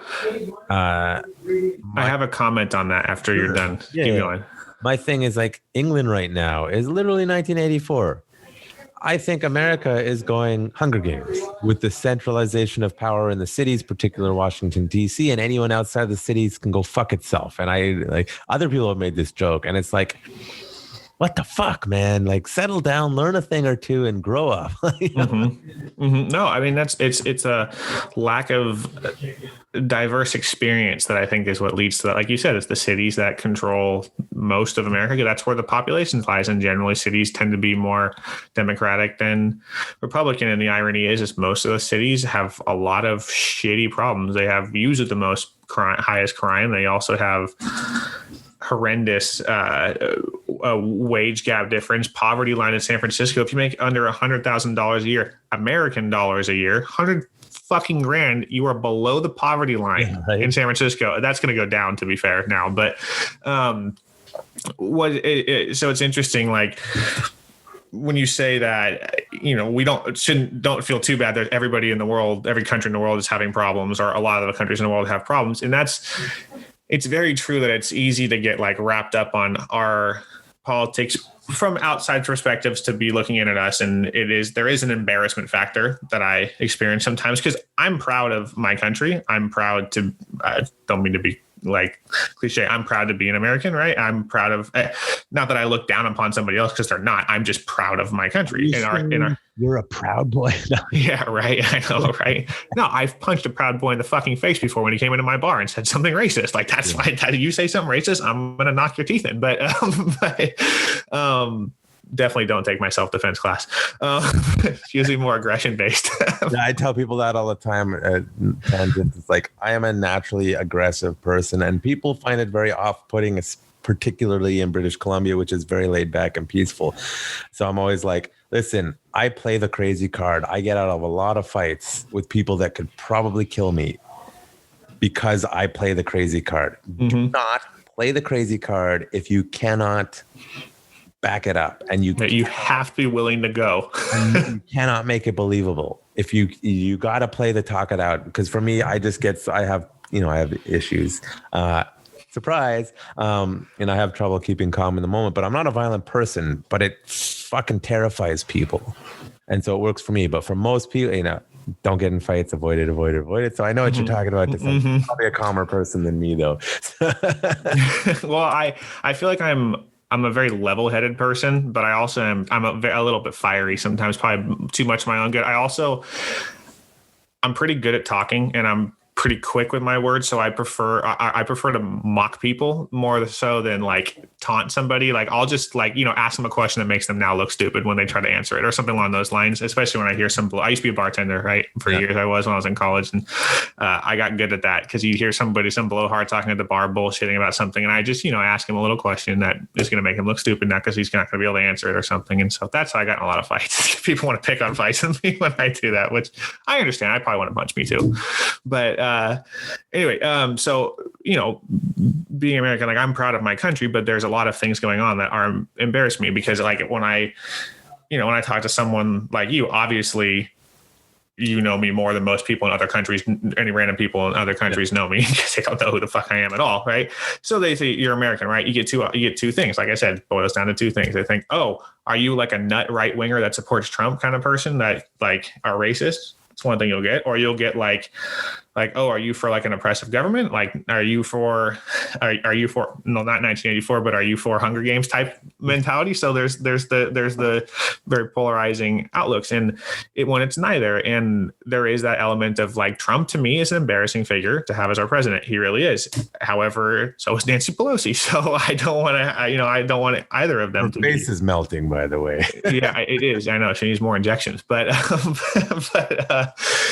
so one thing that I find is so interesting because it's funny wherever I go that I do have some friends. I have a very good friend that lives in Switzerland that I met on a scuba diving trip actually, and he's born and raised in Switzerland. Really smart dude, and really great guy. And he texts me, during the Capitol riots. He's like, "What the fuck is going on in America right now?" And it's so interesting how all these people around the world do look at American politics. And part of the reason is because of America's presence on the global scale, in the global theater and economics. Like you look at any type of downturn our market has, of significant downturn, Great Recession style downturn.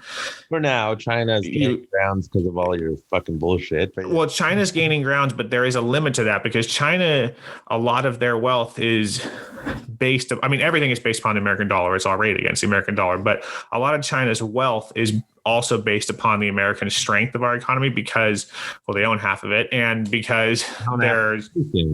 What was that? They own half of everything. It's a soft takeover. That's how China's going to win.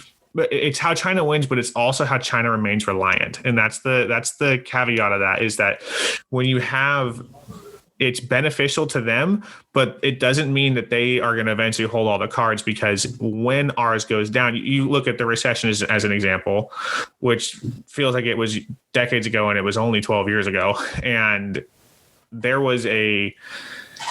they had a bigger drop than we had, a significantly higher number of suicides than we had, but they had a massive drop, and they fluctuate a lot harder than we do, largely because of how much the world in general, China specifically, is based upon the strength of the American economy, the strength of the dollar, right? Because if they own part of our debt, right, it's the dollar based in that case. So whenever the dollar is weakened in some way, a lot of times other currencies in the world are also weakened and feel those same shocks. So part of the reason why it makes sense to pay attention to, and this is not any knock against Canada, why it makes sense that people pay more attention to American politics, and people in America who usually don't even pay attention to American politics don't pay attention to Canadian politics. Because in reality, your prime minister probably isn't going to have the same impact on us, more than likely, than if our next president would. And that's not a knock against it. I actually would prefer that. But normally, our politics are quite boring comparatively to America. Mm-hmm. We have a clown, Halloween-loving prime minister right now that everyone likes. Everyone here likes him too. Everyone likes aesthetically, but he's a fucking clown. Like, the kid doesn't know his left foot from his right foot. He's older than me too, but he acts like a child. Like, still a lot of similar stories as far as like Trump temper tantrum, similar stuff with him. Like, you do what I say. It's like, don't get mad at me for blackface, but get mad at everybody else for blackface. Oh, fucking dipshit. I just know. At least Trump's a billionaire, okay? Like you're just I completely disagree. He is not a billionaire. Well, if you want to break down his money, sure, but at least I know, I'm just nitpicking at something for fun. Trudeau literally rode his daddy's coattails and then sat in the back row when he got into politics into the party. He's like, hey, you have a recognizable name, you run for it. And then, well, that is 100% Gavin Newsom. Yeah, oh fuck. Yeah, he grew up with I forget the name of the family he grew up with, and that's literally how he got Warren. He's like her nephew or something. Well, yeah, I mean, yes, but he grew up with some really, really rich family in California, and that's where he got. I mean, he just grew up with this. Like you talk about 1%er, like the 0.1 of the 0.1%ers, and yeah. Well, that's something actually I learned. I am not a financially wealthy person. I teach Krav Maga in Vancouver for fuck's sake. But I really actually, largely because of my girlfriend. The crash last year, I'm actually way out on top because I started taking control of my investments rather than just letting someone who doesn't give a shit. Now, I don't have a lot of money, but it's like a benefit. It's like, and then I started looking into more stuff to do in markets, and it's like, wow, I'm going to give the left something here. They've been saying for a long time that the stock market is not an indication of how well a country is doing. And I'm like looking at it and I'm like looking into stuff. And it's like the one thing I learned this year is that really how well or little or poorly the stock market is doing really doesn't affect the average person because most of the average people don't have money in the stock market. And it's really like 5% of people in the stock market own 95% of it. I was just going to say that. Yep. Yeah. And it's just like, why is this you can do quite well if you know how to play the stock market properly in proper investment strategies, of course. But why is that the obsession? Well, it's because all these rich people like Gavin Newsom and all the connected people, and it affects the leaders. It doesn't matter how poor you are, and especially in America, once you get into politics, you're good. And they obsess about the stock market as an indication of how things are going because it only affects people in it, and it's mostly them. Right? The average affects their donors. Yeah, and their donors, and it's like, I hear things from left-wing economists and I hear people from left-wing think tanks, and it's a lot of the time it's like their ideas may not be incorrect. It's how they're trying to convince people that's bad shit crazy. And that's where I'm listening to stuff. I'm like, like the whole universal basic income thing. It's a debate that essentially right now I'm on universal basic income because Canada is basically handing out my money like candy, and due to my let's say personality and resume, I'm not the most employable person. I have a lot of skill sets, but there's a lot of problems with me working for pretty much anyone. And since I'm not really allowed to run my business, I have no problem taking the money. And there's that mainly you pay your taxes so you can take advantage of situation, not negative advantage, so you can. Yeah, and there's that argument that you're a hypocrite. It's like, no, I'm not. I'm literally being forced not to do what I was making a living on, so I don't have a choice. And it's the whole left wing thing about universal basic income. Like Andrew Yang, his strategy was actually quite brilliant. I liked him quite a bit, actually. Like, how are you going to fund it? Well, I'm going to get rid of Medicare and Medicaid and consolidate it into not a fucked system. It's like, oh, that actually makes complete sense. Now, in Canada, he's basically bankrupting the country doing this. But it's like the argument, should you not? And it's like, okay, let's think about this. My theory is, let's do universal basic income. The argument is that people like me, who, lack of a better words, is intellectually capable and wants to be creative, will do it because now I have the time. I think that argument's a bit half-baked and it's bubble world, because I know tons of people who are just going to drink beers and fuck around because not everyone wants to be a creator or learn to code. Like, fuck off. Just speaking from a bubble.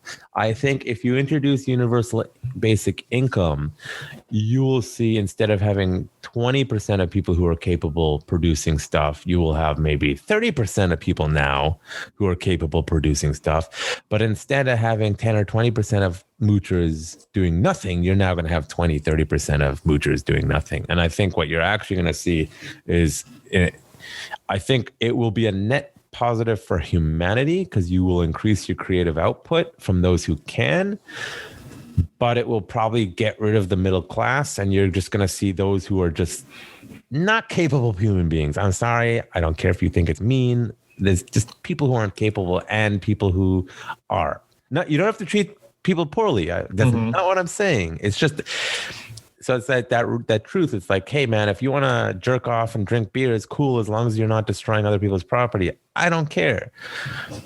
But people have this delusional idea how things are going to go. So net positive, I believe, because more people who want to be creative will have the time to do it. But I also think there's a lot of people who are going to do nothing. And the conservatives need to get over that fact that a lot of people are going to sit around and do nothing. I think personally, because it's the reality of humans. I think some people can, some people can't. And it's actually a consistent pattern, which is why I hate the whole, there's no grades, there's no trophy. It's participation trophies because it's like nonsense, But it doesn't promote a mentality of like, I don't want to use hard work as a cliche, but it doesn't promote a mentality of like striving for something greater, striving for perfection, striving to better yourself and others around you. And I think, well, briefly, the middle class is getting demolished as it is, especially here in the United States. And so the last thing we need is like more strain on that middle class that's already disappearing. But there's ways to alleviate that strain while doing these things. It's just that you have to find a way to make that work within a set of, you have to still have a set of, I don't know how to use it. You still have to have a set of like rules. Laws. I really think you should read Anti-Fragile. Like I'll write it down. Yeah, he's really, it's really long. So for a lot of people, they're like, I'm not going to read that. I do audiobooks. I don't read. I only do audiobooks. But it's like it's really a long format of saying the more you try to control, the more you lose control, and the more you try to account for all the fuck ups that you can account for, the more you're going to screw things up because we are a microcosm. We cannot predict everything that's going to happen, and the more you control, the more pressure you put on it, more things go sideways. So that's why I kind of say like we might just have to accept that a large percentage of humanities are useless losers. You don't have to treat them poorly. They should have wonderful lives and have families, etc. But they're compared. You're not going to fucking send these people into space anytime in the next 10 years. It's just a fact. Not everyone's an astrophysicist. Not everyone's a neuroscientist. And that's why I talk about ego. It's like, you need to know your limits. It's not negative.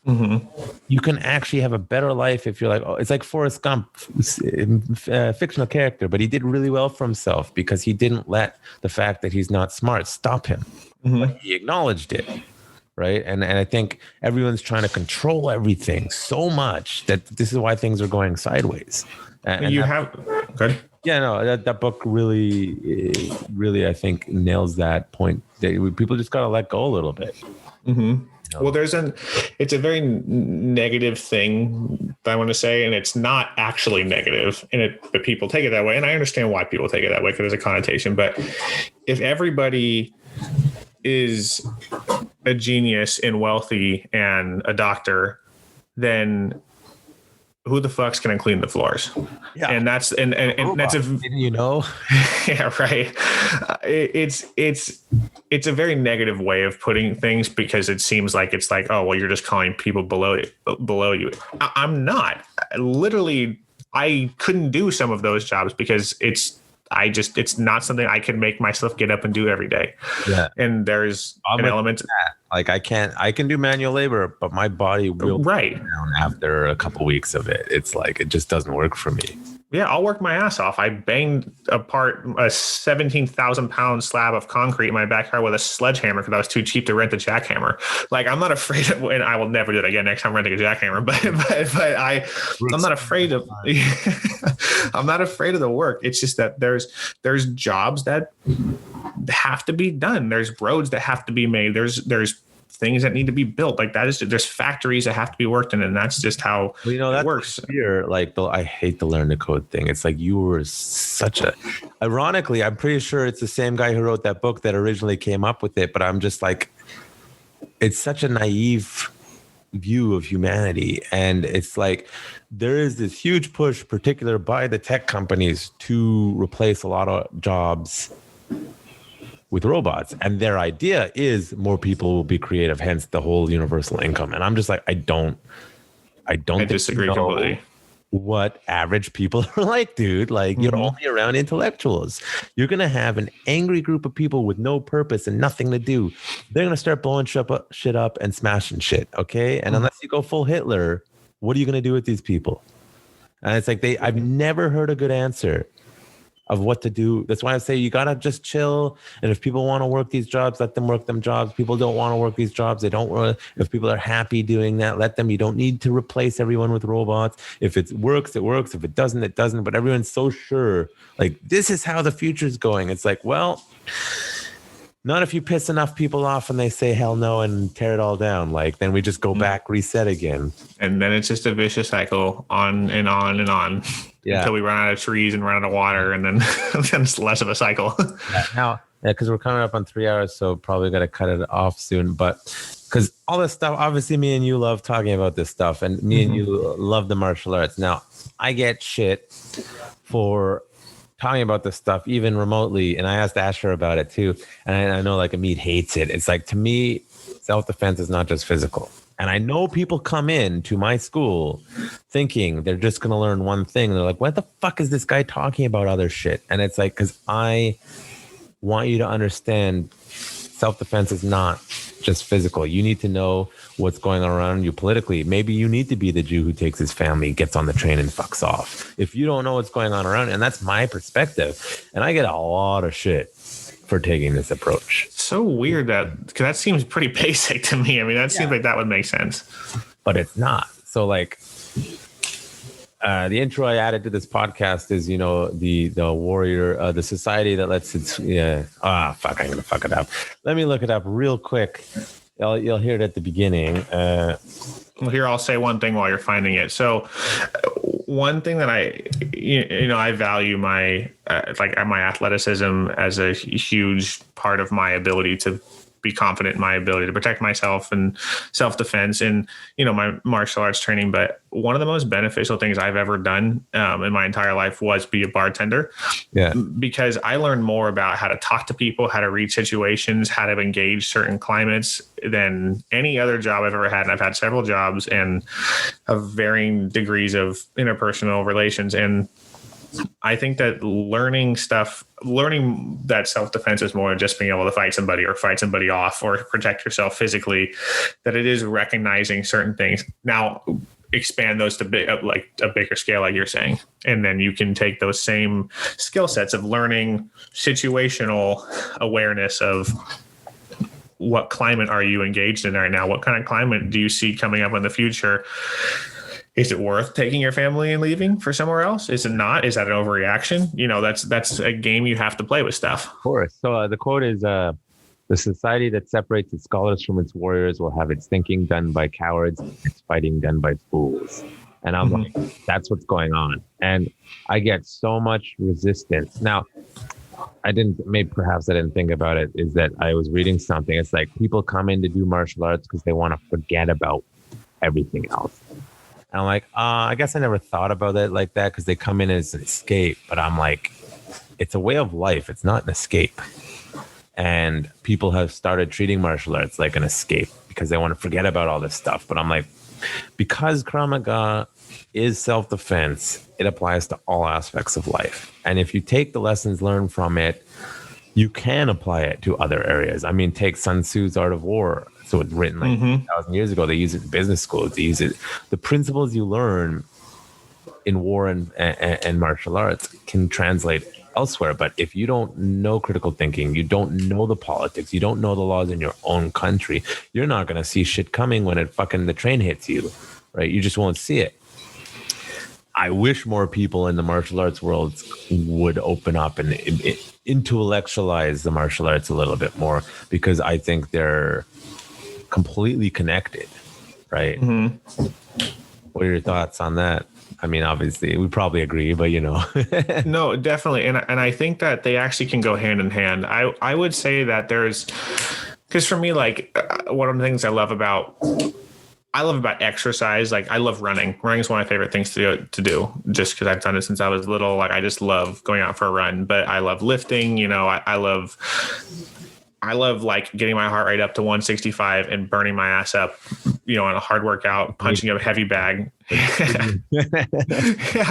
And same with like martial arts. I think that you can get away from it at all when you do these things, but I think it's not that you're escaping everything, escaping reality. I think it's that you're tuning out all the noise, and then you can focus on the small, on the things that I think are more important, like what you're saying. Like, I think they can go hand in hand, because when I go do these things, I'm not doing it because I don't want to think about my future anymore. Like, I don't want to not be aware of the climate going on. I do that because I don't want to think about like, oh, I have this thing at work tomorrow. Oh, I have this stuff coming up at home. I have all these things that are overwhelming me right now. It's, my uncle just passed away from COVID, actually, about a week, actually about 5 days ago. Yeah. And, I exercise because I can take away the thoughts of like sadness and loss.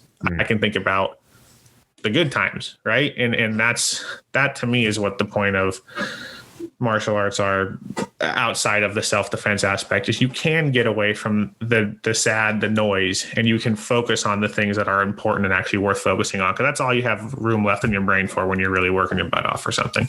Yeah, no, it totally makes sense. So, cause I gotta get going. I forgot what time it was. Any parting words? I will say this, that one parting few words is that there's a lot more people like you and me that I think that are out, especially in America, that are oftentimes stuck in that left or right mentality, that don't actually believe everything on one side, but feel like they have to, because it's hard in a climate where it's hard to disagree with people and not be called a name. Yeah. Yeah. No, sounds right. Now, do you want to be found online anywhere, or do you prefer anonymity other than your name? I'm okay with that. So if you want to be found, how can people find you? Well, if you want to find me, my Facebook, it's Casey Kahler, Casey, last name Kahler. I'm not really that exciting. I try to be funny on Facebook. So, somebody wants to debate with me, feel free. Yeah. You call me names, I'll make you look stupid. But Instagram is not even worth going there, and I don't go on Twitter. So that's pretty much the only place you can find me. Cool. And you're, I'm totally blanking. When stuff opens up, because you teach there, same as Asher, what's the school called? We're Krav Maga Revolution. We're in Petaluma, California. Awesome. I'll put the stuff again in the link. It was a pleasure chatting with you. Excellent conversation, and I look forward to seeing you in person again when shit settles down. Hey, when it opens up, I have some is it Air Canada? I have best airline ever, by the way, but you're welcome to fly. Well, I have about $850 of credit that they won't give back to me because they canceled my bachelor party trip for the Formula One race in Montreal. So I'll have to come visit as soon as they open it up again. Cool. Sounds good. Have a great evening, and look forward to seeing you again. You too. Thanks for having me. Yeah.